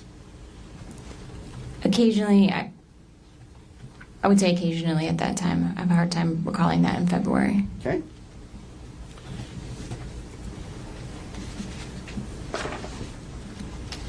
And this issue of the discovery of these things, prior to December, generally you describe your marriage as a good marriage, right? Yes, sir. So now we're heading into March and going through counseling, trying to work through it, and your birthday's coming up, yes? Yes, sir. And ma'am, the concept of going on a staycation to Oahu for your birthday, it was actually your idea, yes? No, I didn't want to travel. I was saying I wanted to stay with the kids, but I did say Oahu would be fun sometime. And he was like, well, let's go to Oahu. Okay, so you remember being interviewed by the detective in this case after the incident? Yes, sir. Do you remember being asked by the detective who planned this trip?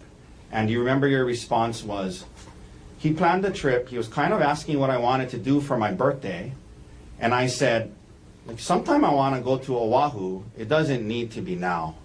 Remember saying that to the detective?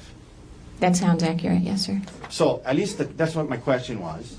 The concept of going to Oahu was something that you brought up, right? And you said, it doesn't need to be now, but I've always wanted to go there on a staycation. It doesn't need to be now. And he said, oh, let's go, right? Sure, yes. Okay. It's not like out of the blue he said, hey, we're going on this trip, it's going to be on Oahu, this is what's happening. You raised the concept, yes? I raised the concept of wanting to go to Oahu at some point. Yes, sir, that's correct. In response to him asking what you wanted to do for your birthday, right? Potentially, I don't recall that. Well, is that what you told the detective? I think you and I are interpreting that differently.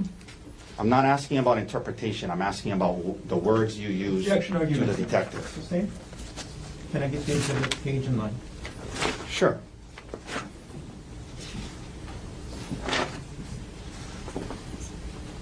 This is exhibit 107, page 5, lines 13 through 15, D107. Ma'am, when the detective asked you who planned this trip, your response was he planned the trip. He was kind of asking what I wanted to do for my birthday, and I said, sometime I want to go to Oahu, but it doesn't need to be now. That's just the words you said to the Yes, detective. you and I agree on that, yes. Okay, thank you. Sure.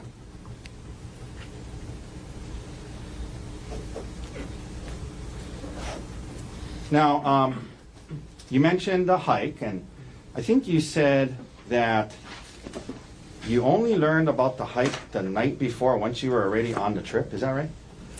About which specific hike we went on. Okay, but you knew you were going to go on a hike, right?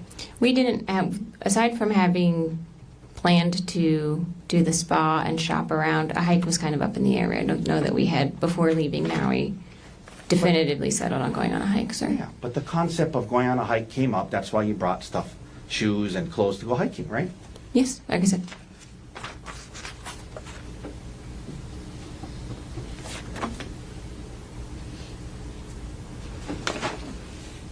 And in fact, hiking, it was not unusual for you guys to go on hikes. That's something you guys did from time to time, yes? Yes, sir. Okay.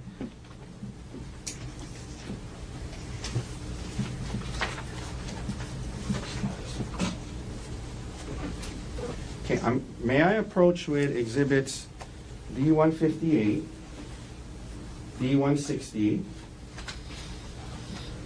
and D154? Yes. Okay, ma'am, I'm gonna approach. I'm gonna ask you to, I'm gonna hand you D158. Can you, what is that a photo of? That's a photo of you and Gerhardt on a hike, correct? That's correct, sir. Okay. Is that a fair and accurate depiction of you and Gerhardt on this hike? Yes, sir. And this was on apparently June 2023 in Wailuku, well, at least the top it says Wailuku, right? That's what it says at the top. Yes, sir. Okay, Your Honor, may we admit D158? Mr. Barnes? No objection. And what has been marked for identification? This is with D160. This is, well, it's just one page. And is that a photo of you guys on a hike as well?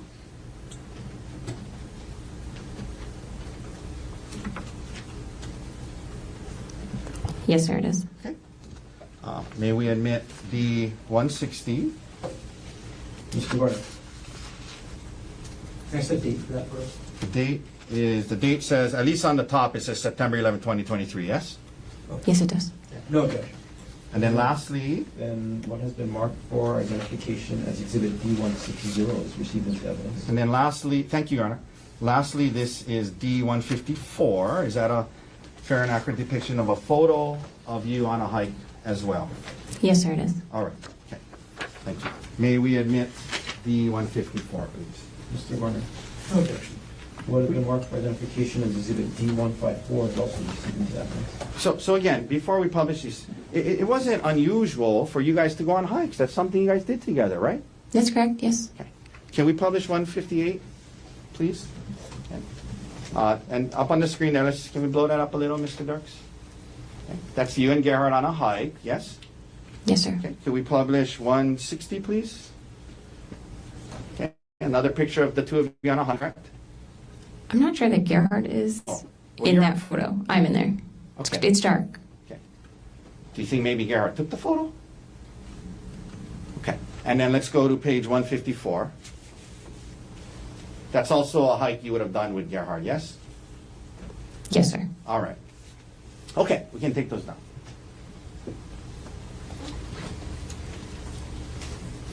Now, the day of the trip comes, and you guys go to the airport on Maui, presumably together, yes? Yes, sir, we went together. And isn't it true that you, because it was a short trip, you didn't check bags, you just carried on luggage, right? Most likely, yes. I don't recall, but most likely. And you would have gone through TSA security screening with Gerhardt, correct? Yes, sir. It's not like he went first through the TSA screening, and then later on you came and met him there. You guys went through the screening together, put your bags through the screening together at the same time, correct? I would assume so, yes, sir. And no problems getting through TSA that day, correct? Not that I recall, sir. You get to Oahu, and the first day and night, as you indicated, you guys are having a fine time, right? Yes, sir. Go to the spa, go to dinner, and everything seems fine, right? Yes, sir. Okay. The next day is your birthday, right? That's correct, sir. And you wake up, and the prosecutor admitted a letter that Gerhardt gave you. I want to read it now since it wasn't read earlier, okay? Objection to argumentative. Well, we'll let the jury see it now, okay? So, the birthday card, in addition to that, he gave you a gift, right? Yes, sir. And it was a nice necklace, yes? Yes, sir. He gave me a necklace. Okay. So with the card, that morning of your birthday, he gives you this nice birthday card and he gives you a nice gift before you guys head out on the hike, correct? Yes, sir. And 1 second, Your Honor, if we could, it's a similar.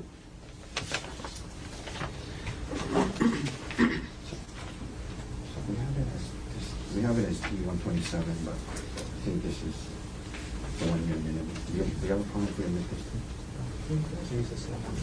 I can't pull it up. This is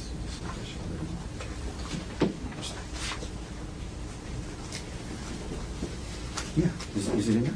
Okay. May I retrieve the exhibit? Yes. With the card? I don't know what number it is, sorry. Oh, thank you. Okay, thanks. Okay. May I approach? Yes. I'm approaching with S133 already in evidence. Ma'am, can you please read that out loud to the jury? This is the letter that Gerhardt wrote to you on the morning of this hike. Well, let me rephrase that. This is the letter he gave to you on the morning of the hike, correct? This is the birthday card he gave me. Okay, please Yes, read sir. it to the jury. It says, "Happy birthday. Angel face, there isn't an obstacle in this world too hard for me to fight through for you. I would take on anything just to see your smile. You're one of the kindest, most giving, and selfless people I know, putting others before yourself with so much love. You're the heart of our family, and the heart is drawn. Fun, fearless, and a terrific mom. The kids and I hit the jackpot with you. Love always, G." Okay, may I approach? Okay, so that's the card he gave you the morning of the hike, right? That's right. Okay. Now, in addition to the card and the present he gave you, you were aware that he had made a reservation for dinner that night, the night of the hike, at a restaurant called Fett Restaurant. You knew that, yes? I knew we had dinner reservations. That was the extent of it. Okay. So you knew that the night you're supposed to go on a hike in a day, and you knew that he had made reservations for dinner somewhere that night, correct? Yes, sir. But you didn't know it was at Fett? Correct. Okay.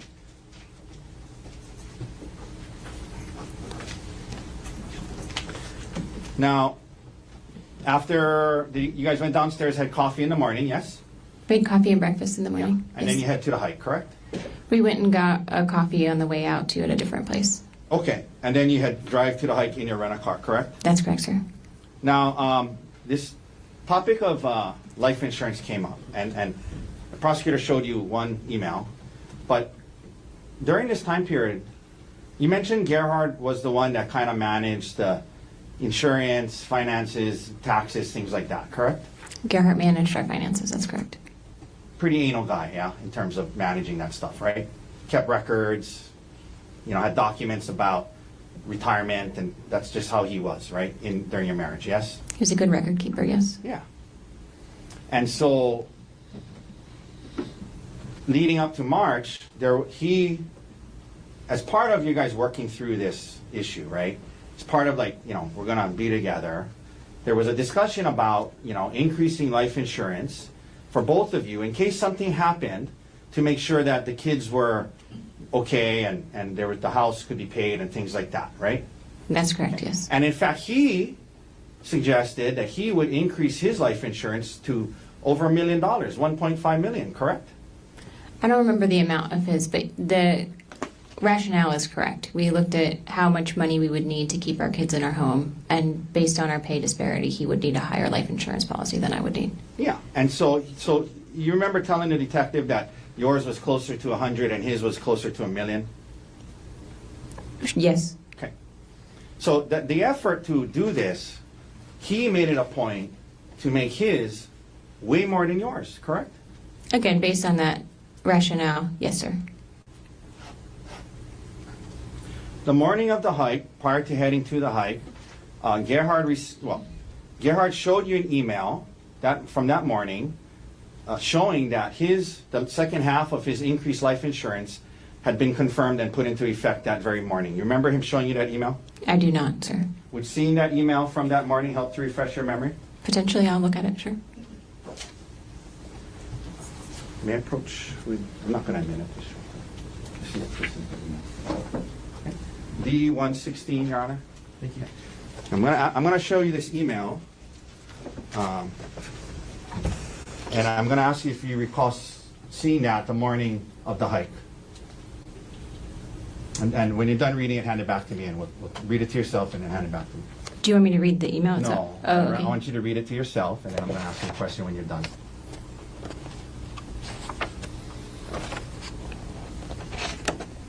Okay.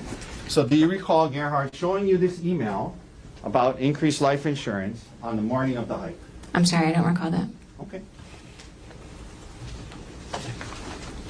You arrive at the Pali Lookout parking lot at mid-morning, maybe around 10 a.m., yes? Yes, a little earlier. And when you got there, it was a busy parking lot. There was the Pali Lookout there. There was a lot of cars, tour buses, and people in the parking lot, yes? It wasn't that busy when we first got there. There were definitely other people there. Now, like tour buses? I don't remember tour buses when we got there, but I can't say for sure, sir. But there was a lot of people there, right? Yes, yep.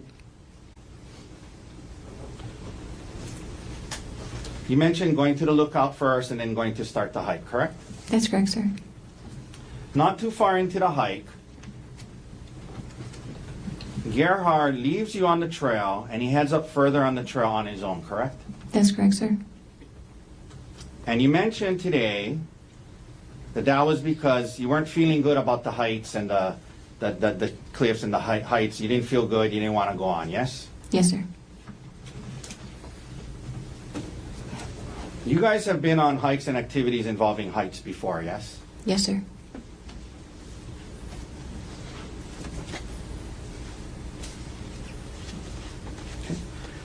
Your Honor, I'm showing defense counsel D-147, 149, and 156.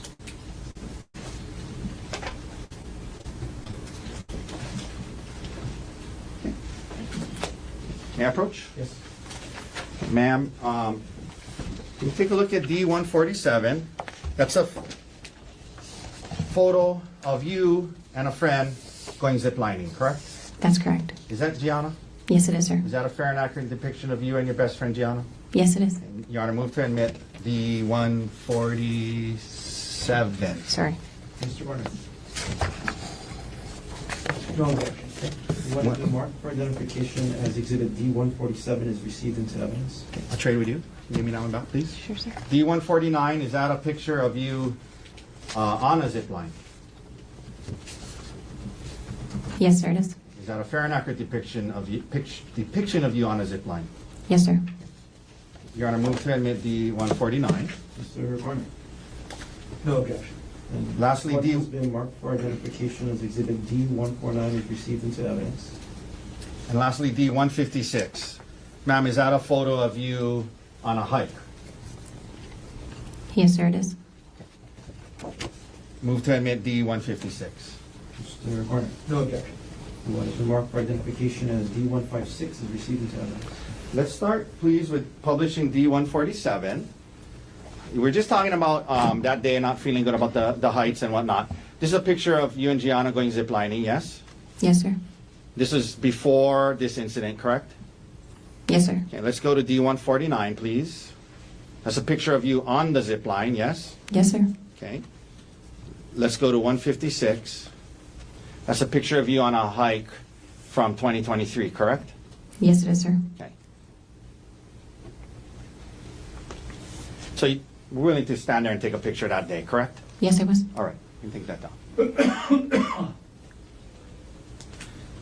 So on this day, you're saying not feeling good about the heights, and that's what caused Gerhardt to go off on his own because you were going to stay back, correct? That's why I stopped hiking. Yes, sir. But you do acknowledge that he left you on this trail not very far in from the parking lot, correct? Yes, sir.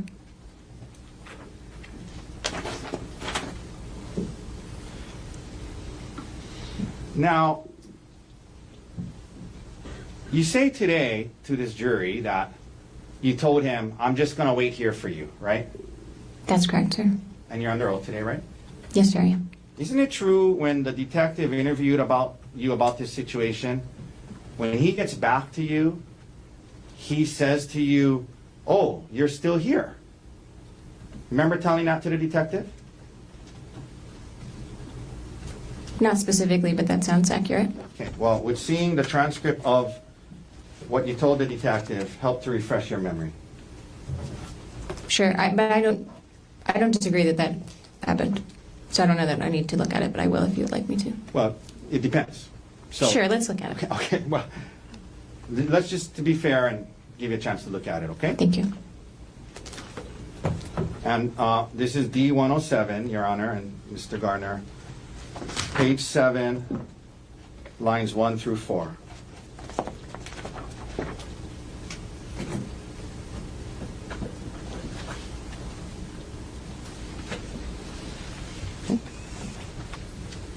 If you can just read, sorry, line 1. Read it to yourself, not out loud. Sure. Read it till line 4, and let me know when you're done.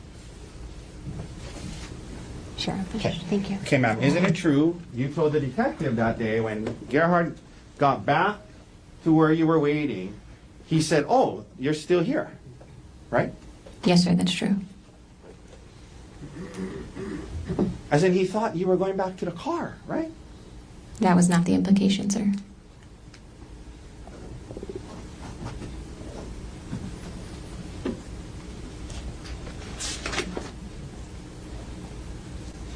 But to be clear, the area that you guys stopped was not very far in from the hike, not very far into the hike, not very far in from the busy parking lot, correct? That's right. It wasn't very far. That's correct. You described it as about 400 yards in, correct? I don't think I described it that way, sir. Okay. Would seeing what you told the detective help you recall that that's how you described it? Sure. We're now going to go to D106, page 10.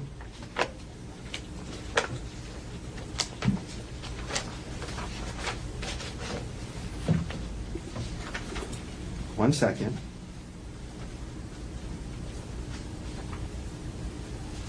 I apologize. Didn't you describe it as about a quarter mile in? That sounds more accurate, sir. Okay. I apologize. A So- quarter mile is 400 yards, right? I have no idea, sir. Okay. Need a calculator out. All right. But you described it as about a quarter mile in, yes? Yes, sir. Not super far up this trail from the parking lot, correct? A quarter mile. I mean, it's uphill and it's rocky, but yes. But not super far into the trail, correct? A quarter mile, sir. So now he comes back, and you say he wants to, at some point, take a selfie, correct? That's right, sir.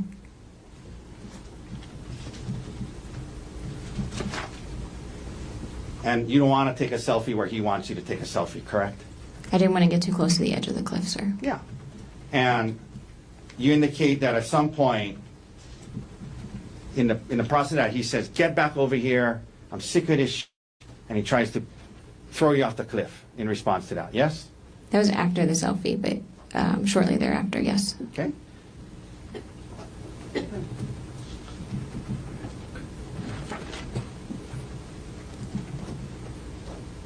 And you indicated that when he initially, according to your version of events, when he initially grabs you, Objection argumentative. Or ask the question. according to your version of events, when he grabs you, he says, get back over here, and your first thought was that he was kidding because he really wanted a selfie, right? It was just very shocking. So yes, my initial reaction was, he must be kidding, yes. But isn't it true you told the detective, my first instinct was that he was kidding and he really wanted a selfie? Yes, sir. And then you throw yourself on the ground, correct? We're like wrestling. So he grabs me. I realize he's not kidding because he's forcefully moving me towards the edge. We wrestle and I throw myself on the ground. Yes, sir. Okay. And when you did that, you were about 10 feet away from the cliff, correct? Something like that, yes, sir. And that's what you told the detective, you're 10 feet away from the cliff, yes? I think I said I was about 10 feet away from the cliff, sir. Where you end up on the ground, there were plants, shrubbery, and trees in that area between you and the cliff, correct? Yes, sir.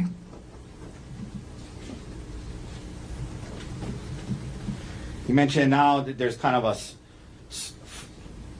scuffle or fight going on where you're, I think you said you bit him, you're grabbing his testicles, and there's a scuffle going on, correct?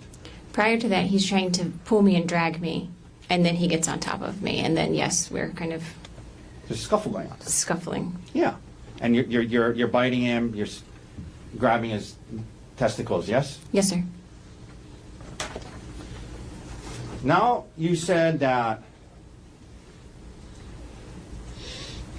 at some point he has a syringe, correct? Yes, sir.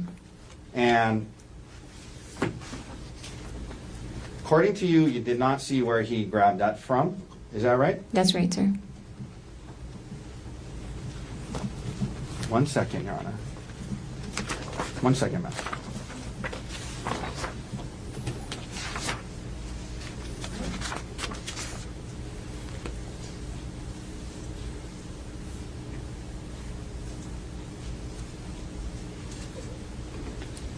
And according to you, he's holding this syringe, and according to you, you flick it out of his hand, right? Yes, I swatted his hand and caused him to drop the syringe. Yes, Okay. sir. You mentioned that at some point, according to you, you see him holding a vial, correct? Yes, sir. And your belief was he was trying to load the syringe with the vial when he was wrestling with you, correct? No, sir. The first syringe he What? produced. 1 second. Sure.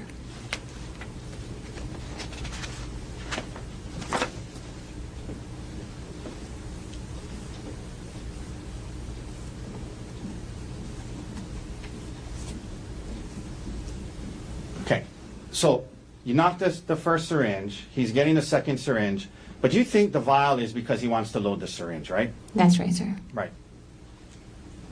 According to you, this is happening while you're on top. He's on top of you. According to you, there's a kind of a scuffle going on, and he's holding a vial with one hand, reaching for another, into his bag with his other hand, and he's also covering your mouth at some point, right? Yes, sir. If I can explain, he has the vial in his right hand in a closed fist, and so he's using that arm and hand to kind of hold me down. And then when I'm trying to talk to him too, and when I start screaming, he gives up his search for the syringe with his left hand and will hold his hand over my mouth while I scream and then resume looking Okay. in his bag. So holding the syringe in one hand, No, sir. That's a vial in his hand. I'm holding the vial with one hand, holding you down with that same hand, according to you, reaching for another thing, then covering your mouth. That's what's going on, according to you, yes? When he's sitting on top of me, so his Right. weight is on me too, sir, yes. And then you guys are having a conversation as well. You discussed that, yes? I don't know that I would call that a conversation, but yes, we were. Now,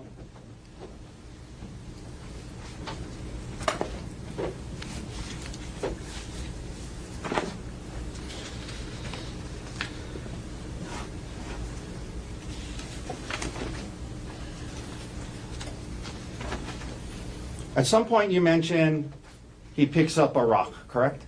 Yes, sir. And he starts to hit you with the rock according to you, yes? That's right, sir. And according to you, so the rock is something according to he picks up when you guys are on the ground, correct? That's my, that's how it felt. Yes, sir. Okay? And according to you, Gerhardt then blasts you in the head with all his might 10 times with this rock, correct? I don't know that I used those exact words, but he used the rock to hit me, and it was my impression that he was using his full force at the time when asked. Okay? You said that he was bashing it against your face and head, yes? Yes, sir. He was smashing it into your head and face, yes? Yes, sir. Full blast, 100% of his power is what you said, yes? Yes, sir. And 10 times, yes? I said as many as 10 times, sir. I wasn't counting. Well, you told that to the detective, you told that to the grand jury, correct? Yes, sir. Under oath, right? Yes. That it was many as 10 times, correct? Yes, sir. Your head, forehead, and eye is what you said, yes? That's right, sir. To your knowledge, you did not lose consciousness, correct? To my knowledge, I did not lose consciousness, correct? You were taken to Queens and examinations and tests were done on you, yes? Yes, sir. In particular, a CAT scan, correct? Yes, sir. You did not have any skull fractures, correct? That's correct. No skull fracture. You had no facial fractures, correct?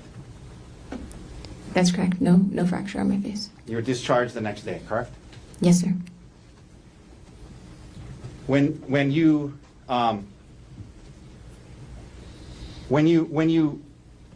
started to head towards where the witnesses were, Gerhardt didn't come after you, correct?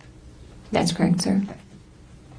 And they help you down the mountain, and towards the bottom, you actually stand up and walk for the bottom part to get to the wall with their assistance, right? I didn't really walk there. I was holding on to both. That was more carried than walking. But yes, I was upright. Okay, you were more carried than walking. Is that your testimony? Yes, sir. Okay. But you were standing on your 2 feet walking, correct? I was upright. Okay. You were standing on your 2 feet and moving, correct? Downwards, right? With their support. Sure. You were coherent and able to answer questions when the first officer got there, yes? I don't know if I spoke to an officer. I recall talking to an EMT at the bottom. Okay. When you mentioned when the witnesses got there and you're crawling away, you said Gerhardt was standing there staring, right? Yes, sir. He was sort of frozen. Yeah. So he saw you, conscious and alive, crawling away, talking, yelling to the witnesses. He saw that, right? Yes, sir.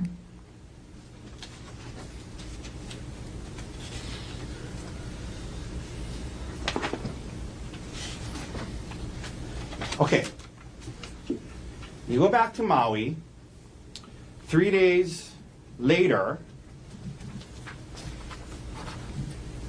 you say that this work bag of his gets turned into the police, correct? The evidence specialist picked it up on that Friday. Okay. And you said today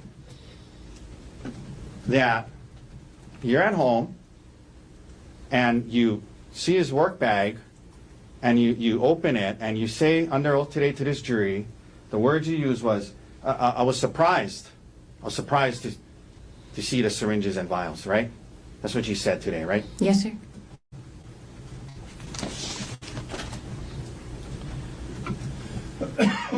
You were aware that work bag was something he kept with him at home and would take to and from the hospital every day. You were aware of that before this incident, correct? Yes, sir. Okay. And in fact, you were aware that he would bring syringes and vial, lidocaine and other stuff and have it at home in case of emergencies, right? Yes, sir. Okay. You knew that before you discovered this work bag, correct? Yes, sir.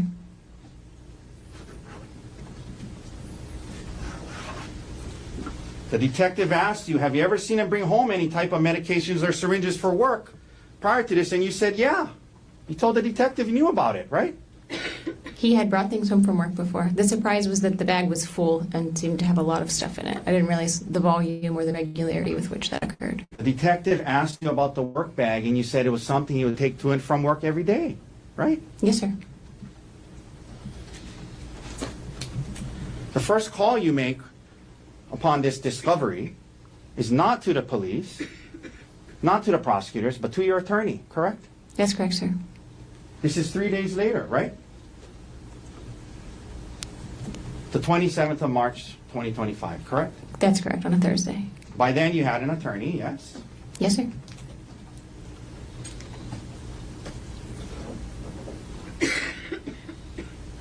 First call you make is to your attorney. He says, we're going to introduce this into the case, and he calls the police, correct? I'm not sure. He says it's relevant. We need to have the police come get it. It's probably relevant.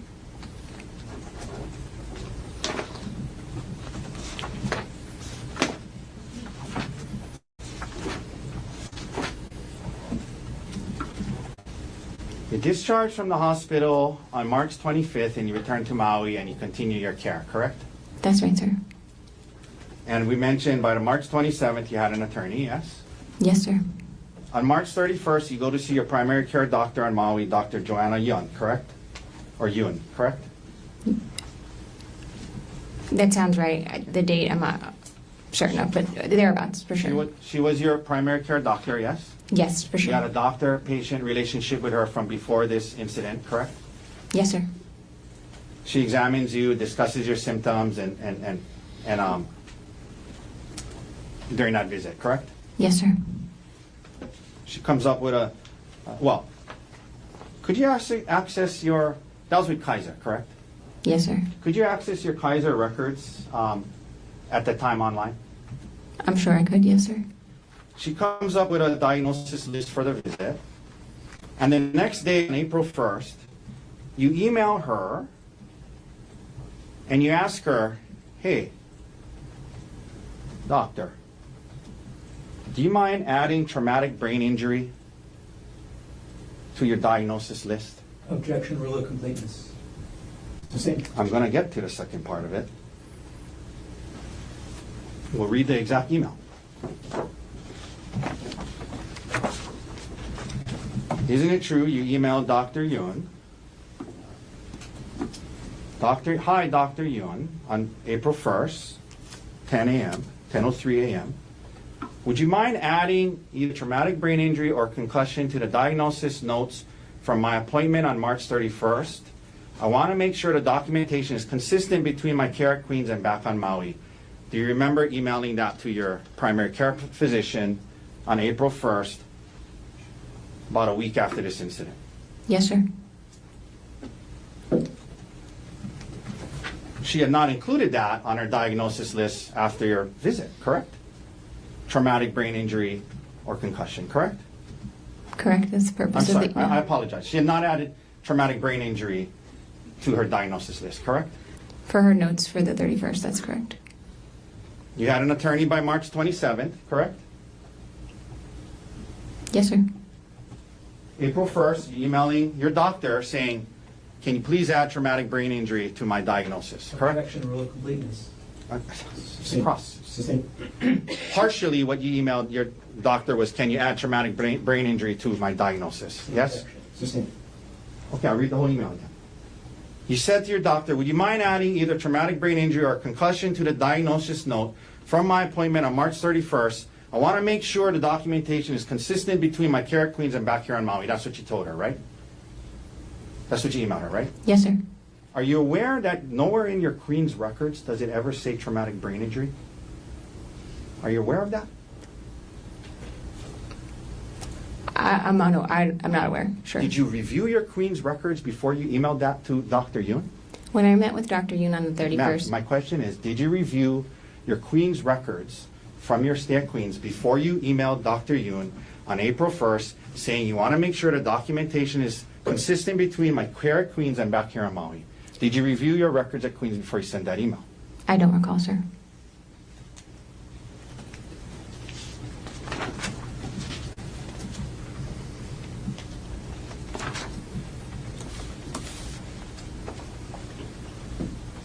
Ma'am, following the incident, well, I'm sorry, prior to the incident, you and Gerhardt had joint bank accounts together, correct?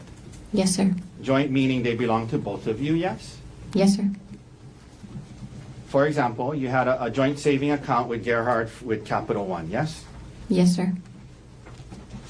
And you admit that back then Gerhardt made more money than you, correct? Yes, sir. More of the money in the joint account was from his earnings than yours, yes? Yes, sir. In other words, he put more money into that account than you did, correct? Yes, sir. On March 27th, 3 days after the incident, you opened up, you went on, well, I'm assuming, well, let me ask you this way. You opened up an individual checking account only in your name, without Gerhardt being on that, and you moved $123,515.38 from the joint account that belonged to both of you, and you moved that money into your individual account, correct? I moved a large amount of money.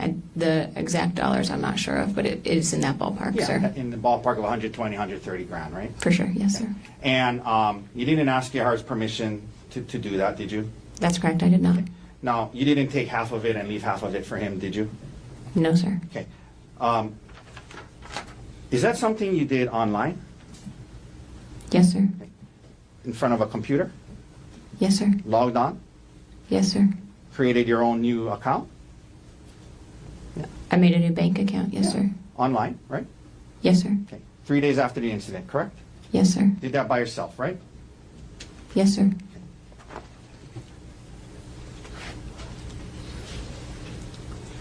On March 27th, when you did move that money, you had not yet filed for divorce, is that right?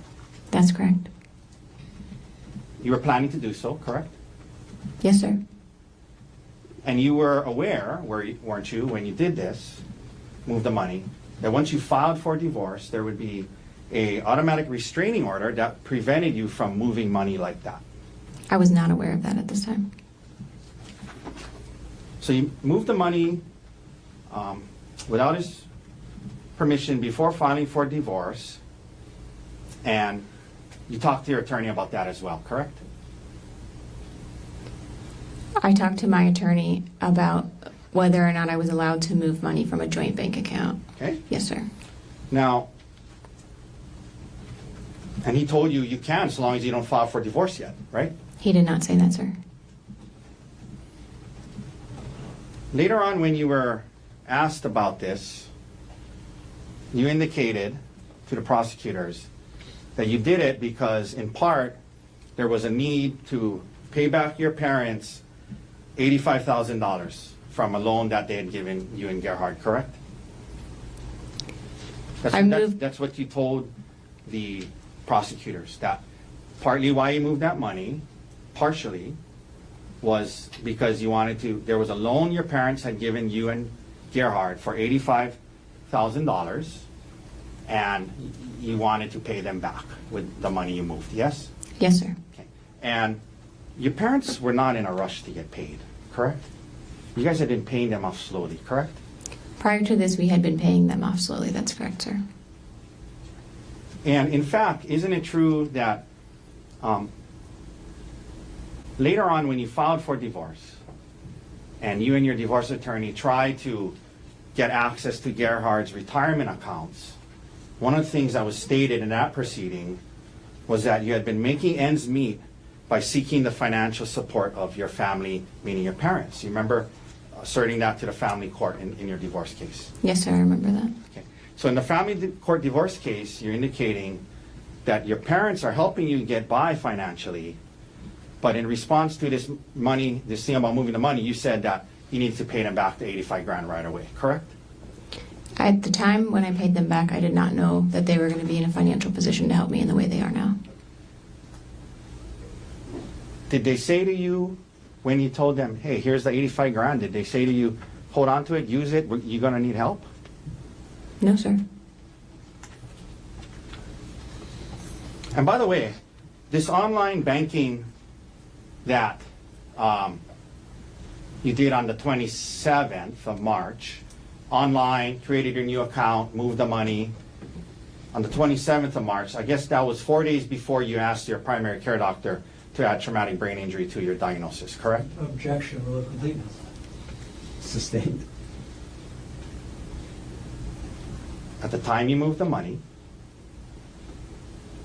on March 27th, that was 4 days before, sat down at a computer, logged onto it, opened up your online banking, created a new account, moved the money from the joint to that one, new one.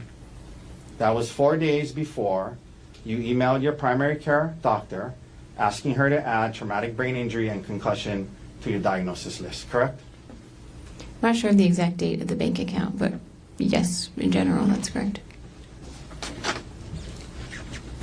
You eventually do get a divorce attorney named Brianne Wong Leong, yes? That's correct, sir. And you guys do file a complaint for divorce, correct? That's correct, sir. And you indicate on the complaint that you should get full custody of the kids, correct? Yes, sir.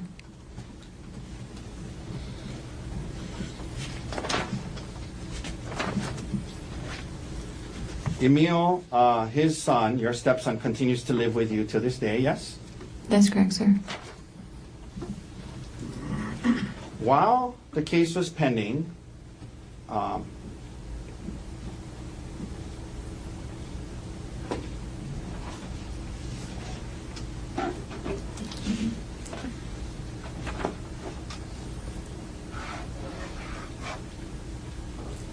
after the incident and Gerhardt is arrested, you start having phone calls with Mr. Miller again, correct? Occasionally, yes, sir. 1 second.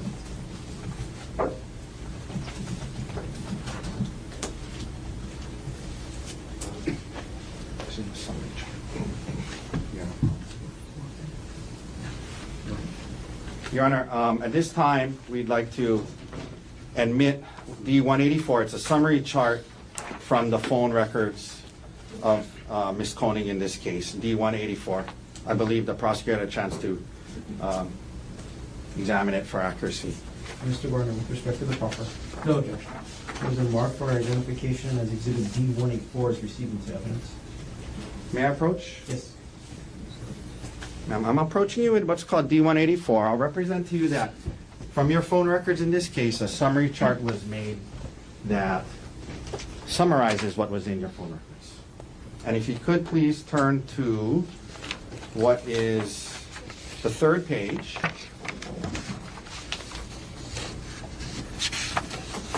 Let me know when you're there. It starts on September 5th, 2024 at the top. See that? Yes, sir. Okay. If you go down to March 29th, 2025, which is 5 days after the incident, it looks like Mr. Miller tried to call you 3 times, correct? Please give me a second to look at this.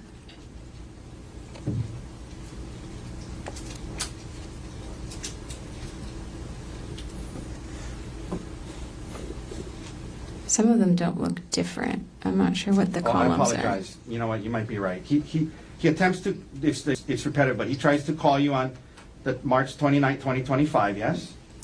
That's correct, March And 29th. And yes. then at 23:51, it looks like the two of you have a 13-minute phone call, yes?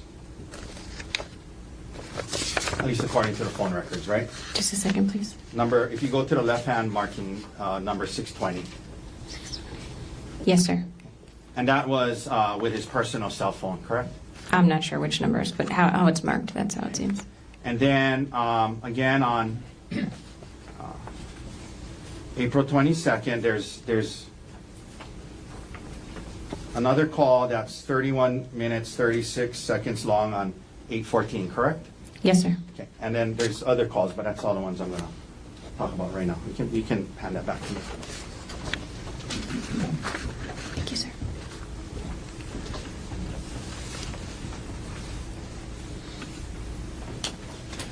Now, Ms. Konig, in the divorce case, you and your attorney are raising the allegations of attempted murder in this case to get the upper hand in that case, correct? The Let me criminal case. rephrase. Thank you. Do you recall, last week, the day this trial started, you signed off on a document that was submitted to family court called a motion to set. You remember that? Yes, sir. I remember signing the motion to And set. in that motion, well, you signed it and adopted it as true. Remember Yes, that? sir. And that motion details the allegations in this case and then states that you should get full custody of the kids, correct? Yes, sir. That the father should not have any contact with the kids due to a finding of family violence, yes? Consistent with previous ruling, yes. That you should keep your retirement and get half of his, right? Yes, sir. That you should keep the house, right? Yes, sir.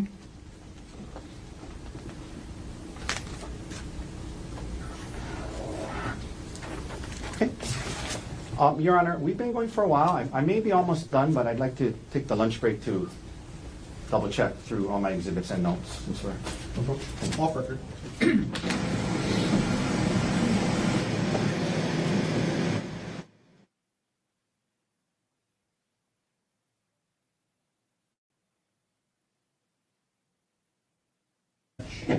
This time, I'm going to call it early lunch break. So we'll take our lunch break now, but I'll have you come back early as well. Instead of 1:30, I'm going to have you come back at 1 o'clock. Still an hour lunch. Try to recapture our time. Leave your notebooks on a chair. Don't talk to anybody about this case. Keep an open mind. Do not try to learn about this case outside of the courtroom. All of you have a good lunch. See you at 1 o'clock. All rise.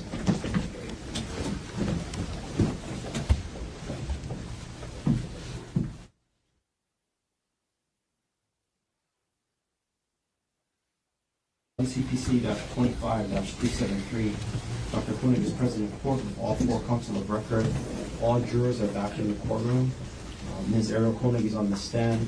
Ms. Konig, you're still under oath. Ladies and gentlemen, thank you very much for your patience. Mr. Otake, whenever you're ready, you may resume your cross-examination. Thank you. Good afternoon, Ms. Konig.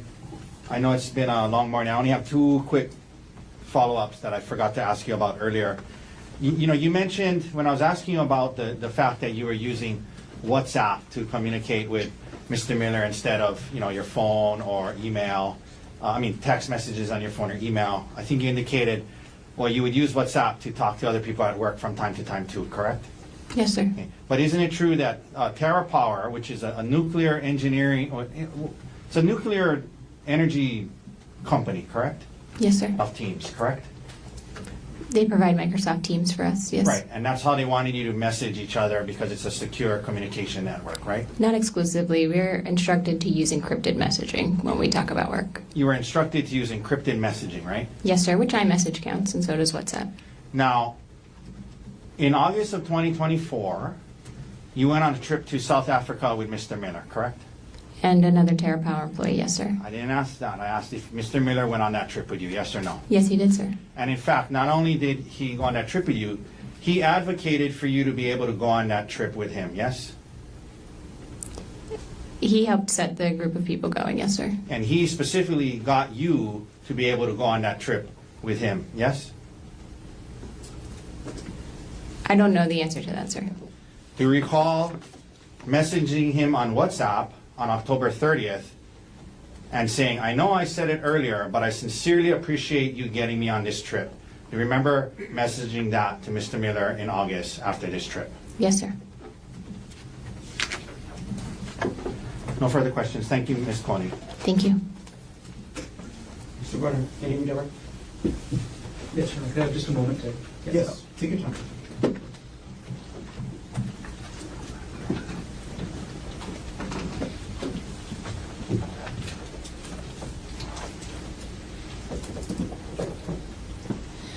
Turn it off.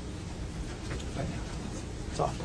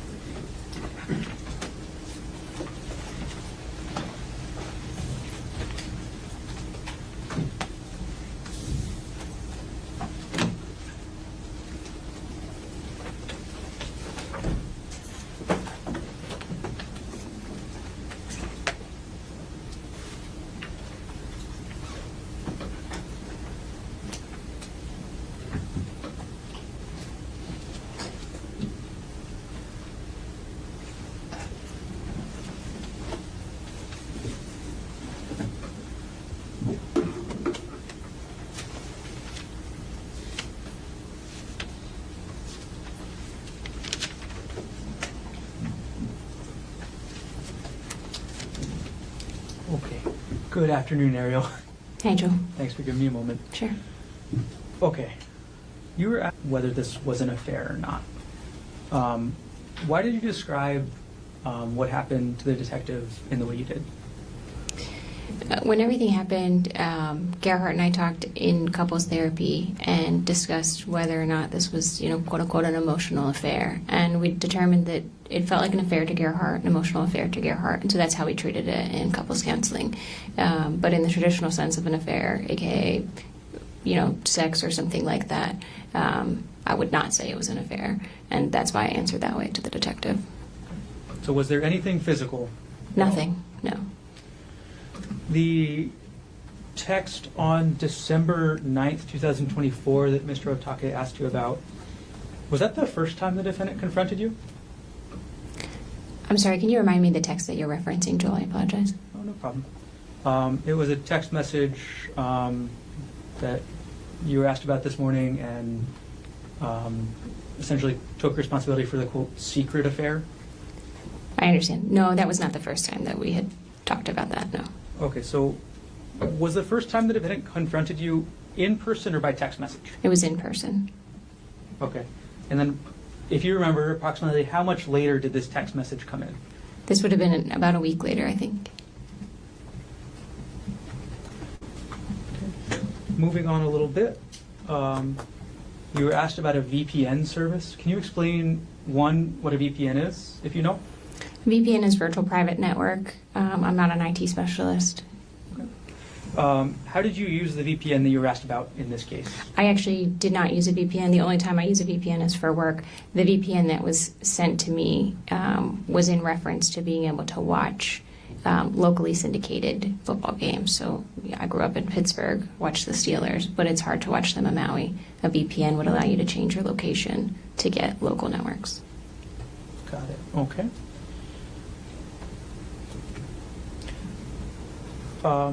Going back to this confrontation about this, quote, emotional affair, who did the defendant tell first?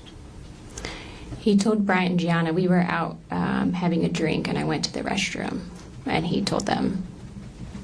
He basically said Ari's having an affair. How did you feel about that? It just felt, like I said, unfair because I would have liked to talk to Gerhardt about it first. And you were asked something about giving up your privacy earlier this morning after the defendant confronted you about this affair. What did you mean by that? After this, Gerhardt oftentimes would either have my phone or would go through my phone regularly, look through my messages, my email, things like that. That's where I was giving up privacy, just allowing him access to my digital communications. And how long did that last for? I would say weeks. By the end of December, did you have your phone back? Yes, and honestly, it was just the beginning of December where I didn't have my phone most of the time. By the end of December, I had my phone. It would just be that he would go through it. Okay. And how long did the defendant keep going through your phone after this came out? I don't recall. I think maybe periodically, still in January, potentially.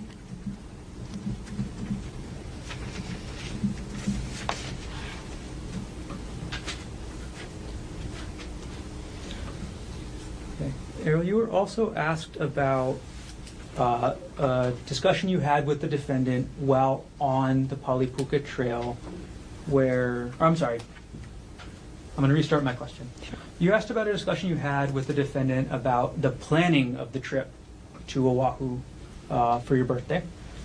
How did the defendant react when you said, we don't need to go to Oahu now? Oh, he was just like, oh, well, we should go. It'll be fun. It'll be nice for it to just be the two of us.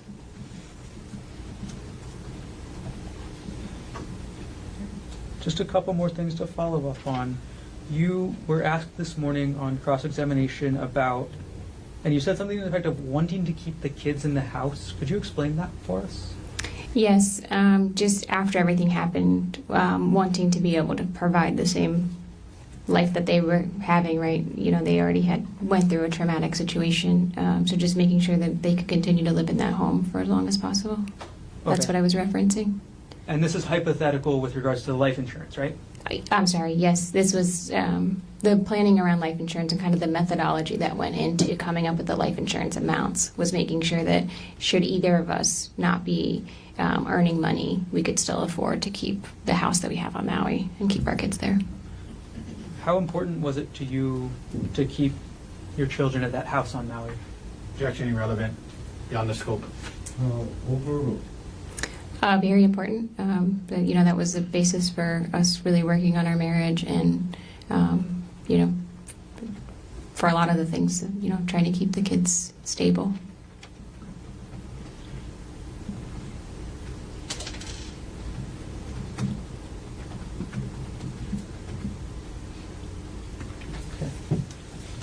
Now, Arielle, you asked about a comment. This time I'm asking the correct question. You were asked about a comment made on the trail where the defendant told you, "Oh, you're still here." And what was the context of that? Yeah.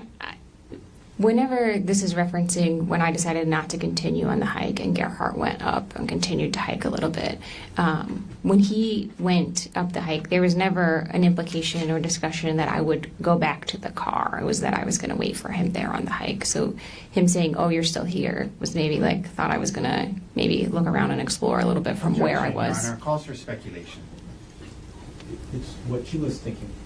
So overruled. It's what she's thinking he was thinking. Is that speculation?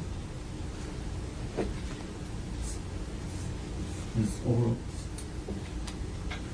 I'll keep us going forward as well. Okay, you were asked on cross-examination about the number of times that the defendant struck you with a rock. Do you know the exact number? No, sir.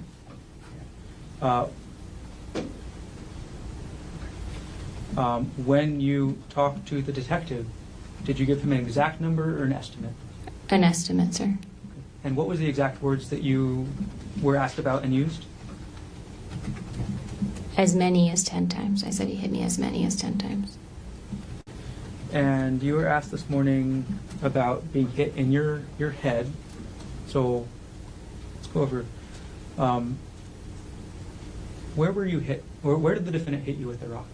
I was struck on my right eye. I had a laceration down to the skull above my eyebrow here. And then all over my head, I had a large laceration that went back here and down here. So I was hit kind of all in this area. Were any of your other body parts hit? Yes, my left hand was hit where I was... Objection. Oh, beyond the scope. Overruled. My left hand was hit where I was blocking my face from the rock. And so I had a distal fracture, which is basically like the end of the I'm thumb. going to pause you there. Sure. Okay. Okay. So, and again, can you demonstrate where your left hand was when the defendant struck your left hand? It was in front of my face.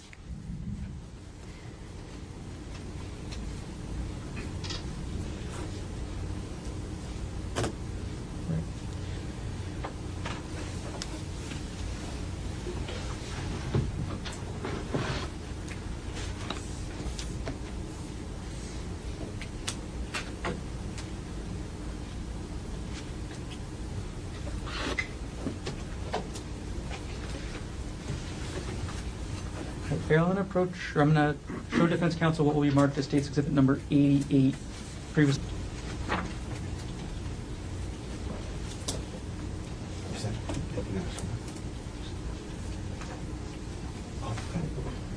Okay. May I approach? Yes. Sorry, what number is that? State's 88.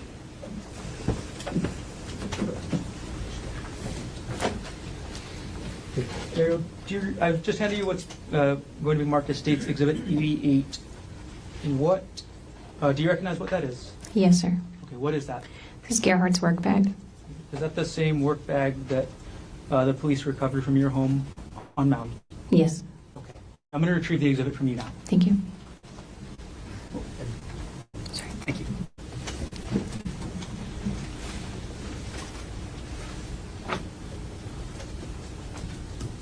All right, my next section of questions has quite a few follow-ups, Arielle.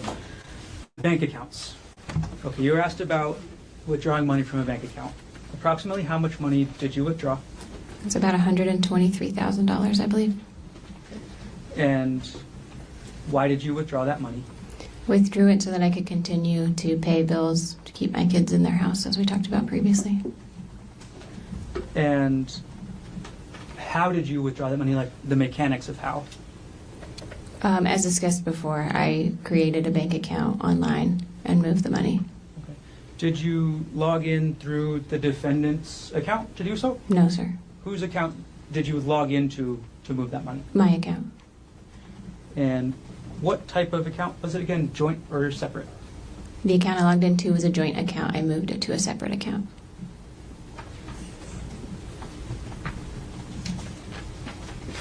And what did you spend the money on? I spent the money on a mortgage. Should I talk through like approximate values? Yeah, why don't you give us an estimate of where that money went? Sure. Okay, so if you just take like some of the big hitter items, my mortgage is $8,000 a month. My HOA is just over $300 a month. I have a car payment that's just under $400 a month. I have a solar loan on the house that's about $800 a month. So that's $9,500 roughly. And then I pay about $4,000 a month in childcare for my youngest. So that's $13,500 a month. So in 10 months, that's $135,000. Okay. Now, you were asked about a loan that you paid back. Can you explain that? Yes, Gerhardt and I had previously taken a loan from my parents, a personal loan, to pay back costs associated with a home construction project we did in Pittsburgh. And so it was kind of a long-standing loan from them. And at the time, I was... Okay, when you say at the time... Right after the attack and everything.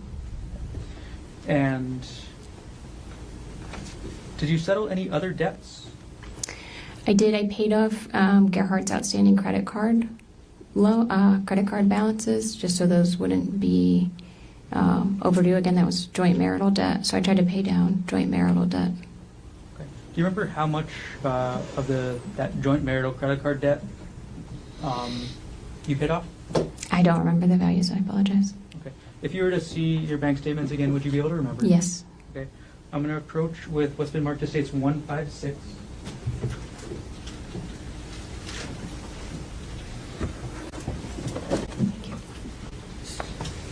Okay, Arielle, could you take a look through Exhibit 156 to refresh your memory on how much of the defendant's credit card debt you paid off?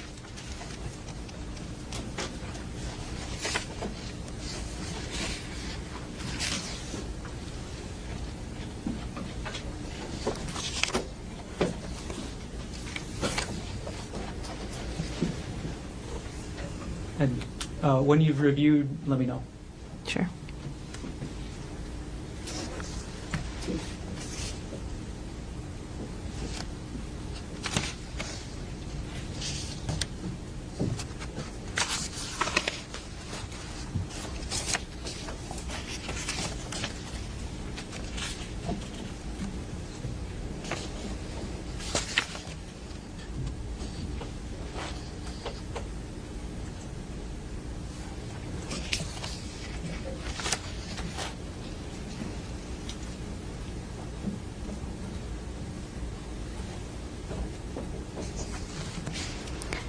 There's one for... I'm sorry. Have you reviewed the exhibit? Yes, Is I your have. memory refreshed? Yes. Okay, I'm going to come collect the exhibit from you, and I'll ask you the same question again. Okay. Okay, I'm collecting States Exhibit 156. Okay, Arielle, how much of the defendant's credit card debt did you pay off? There's approximately $5,000. And just for the sake of completeness, at least I think one of those credit cards I was an authorized user on, so I don't want us to mischaracterize it and say it was his. Okay, is that why you considered it joint marital? Yes. Got it. Okay. Last section of questions, the divorce, Arielle. You were asked about a motion to set trial for divorce. Is that right? Yes, sir. And you were asked about why did you request full custody of the children? They're in my care now, and we had a hearing last year sometime, and a judge ruled that I should have sole temporary custody. The temporary. Sure. And on that motion, and you testified this morning, you actually reviewed the motion to set you were asked about? Yes, sir. Okay. In the section on page 11 of 28, or bait stamp 758, did that state, upon conclusion of the criminal trial against father, this matter may be readdressed when discussing physical custody of the children? Yes, sir. Okay, so do you intend to have physical custody of the children forever? I intend to work through the courts to determine that. And with regards to your request for the house and the retirement accounts, why did you request those? The house also comes with the mortgage against it, so I basically requested that I have kind of the current state of things in Maui. So it's a house with a mortgage and a solar loan. Again, to try to keep my children in a stable environment. That's the house that they're used to living in, and the school district that they're used to, and the neighborhood they're used to. And then the split of the retirement account was again based on discussions with my divorce attorney and what would be reasonable in lieu of any kind of child support. I'm sorry? I thought we were getting to hearsay, but that's fine. Okay.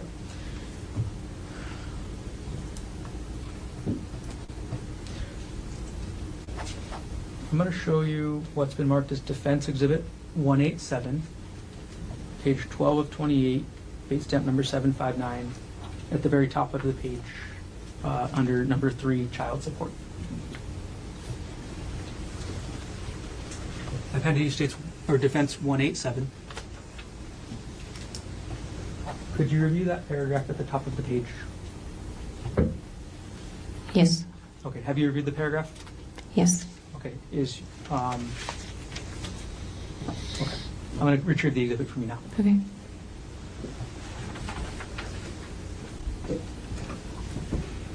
Arielle, why did you request the house and the defendant's, part of the defendant's retirement accounts? Since he can't earn his previous income, he would be unable, it's unlikely that he'd be unable to pay child support that would keep their standard of living the way it was previously. Okay. Understood.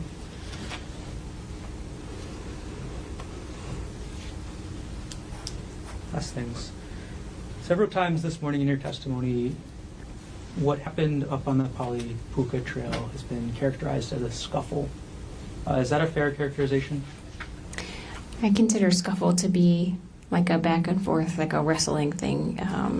So it depends on the context. I mean, I would call it an attack versus a scuffle.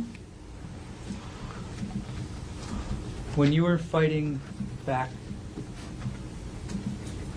on March 24, 2025, what were you fighting for? My life and the ability to see my kids again. Thank you. No further questions.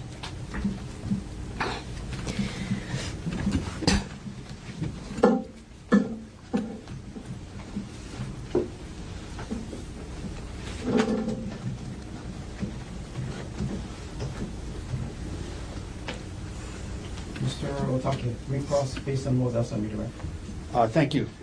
You were being asked about the motion in the divorce case and why you were seeking child support, or why you were seeking the house and his retirement, and you said because he can't earn his same income. And what you wrote in, what was written in the report is that because he's incarcerated, correct? Yes, sir. Because of this case, because he's incarcerated and he can't earn his income, you guys in the divorce case are using that to say you should get the house and his retirement, yes? Yes, sir. You indicated when you were asked about physical custody, prosecutor pointed out that you have temporary physical custody, you're seeking physical custody, but it was written in that motion, upon conclusion of the criminal trial against father, this matter may be readdressed, correct? Yes, sir. Meaning you understand if he's found not guilty, it can be readdressed and he can try to get physical custody of the kids, right? Yes, sir, I understand that. And if he's contrary to that, found guilty, you know that he's not going to be able to have custody of the kids, right? Yes, sir. And then you would get full custody of them for the remainder of their juvenile life, correct? Yes, sir. He wouldn't be able to see them or have a relationship with them for the rest of their juvenile life. You understand that if he's convicted, right? And that's why you guys wrote that in there, right? Yes, sir.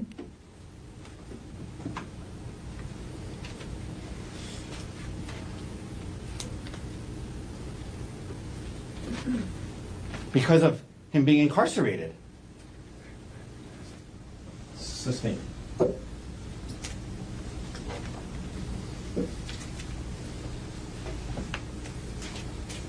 You and your divorce attorney are using the allegations in this case as a basis to ask for certain things in the divorce and custody case, correct? Objection argumentative. No overruled. Correct? Yes, in certain cases where it's applicable.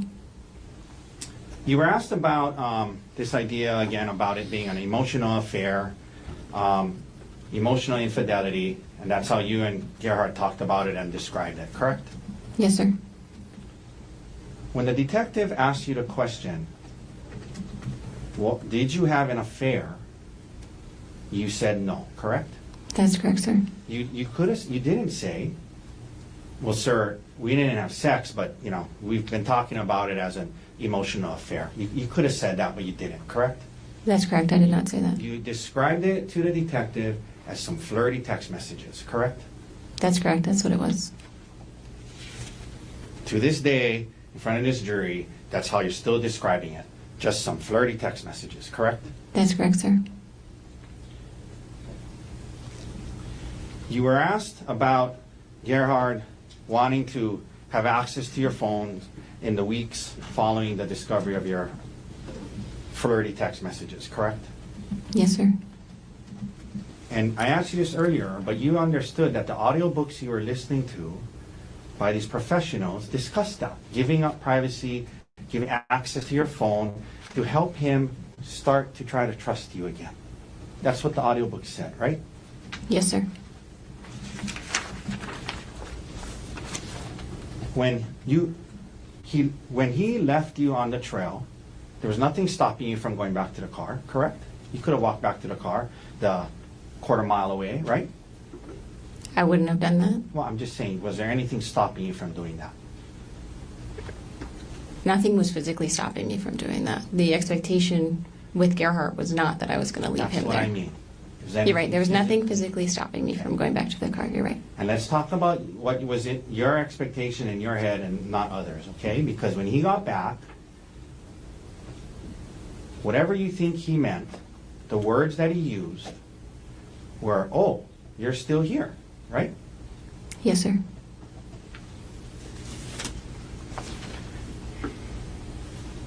Let me, so you were asked about the number of times you're hit with a rock, and you told the grand jury as many as 10 times, yes? Yes, sir. You told the detective as many as 10 times, yes? Yes, sir. But today you're saying you don't know how many times you were hit, correct? I said as many as 10 times. I'm asking you to, that's what you said to the grand jury, and that's what you said to the detective. Today on redirect, when you were asked about that, your words were, I don't know how many times I was hit, correct? Objection misstates the testimony. No overruled. That's what you just said. I don't know how many times I was hit, right? I don't know an exact number of times that I was hit. The credit card that you were paying off, at least some of that was a joint credit card that you were on as well, correct? As stated, yes.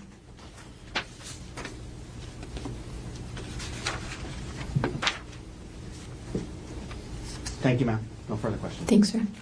Any other questions? No, thank you. Ms. Konig, thank you very much for being here. You can sit down. Again, watch that first step. Thank you, Your Honor.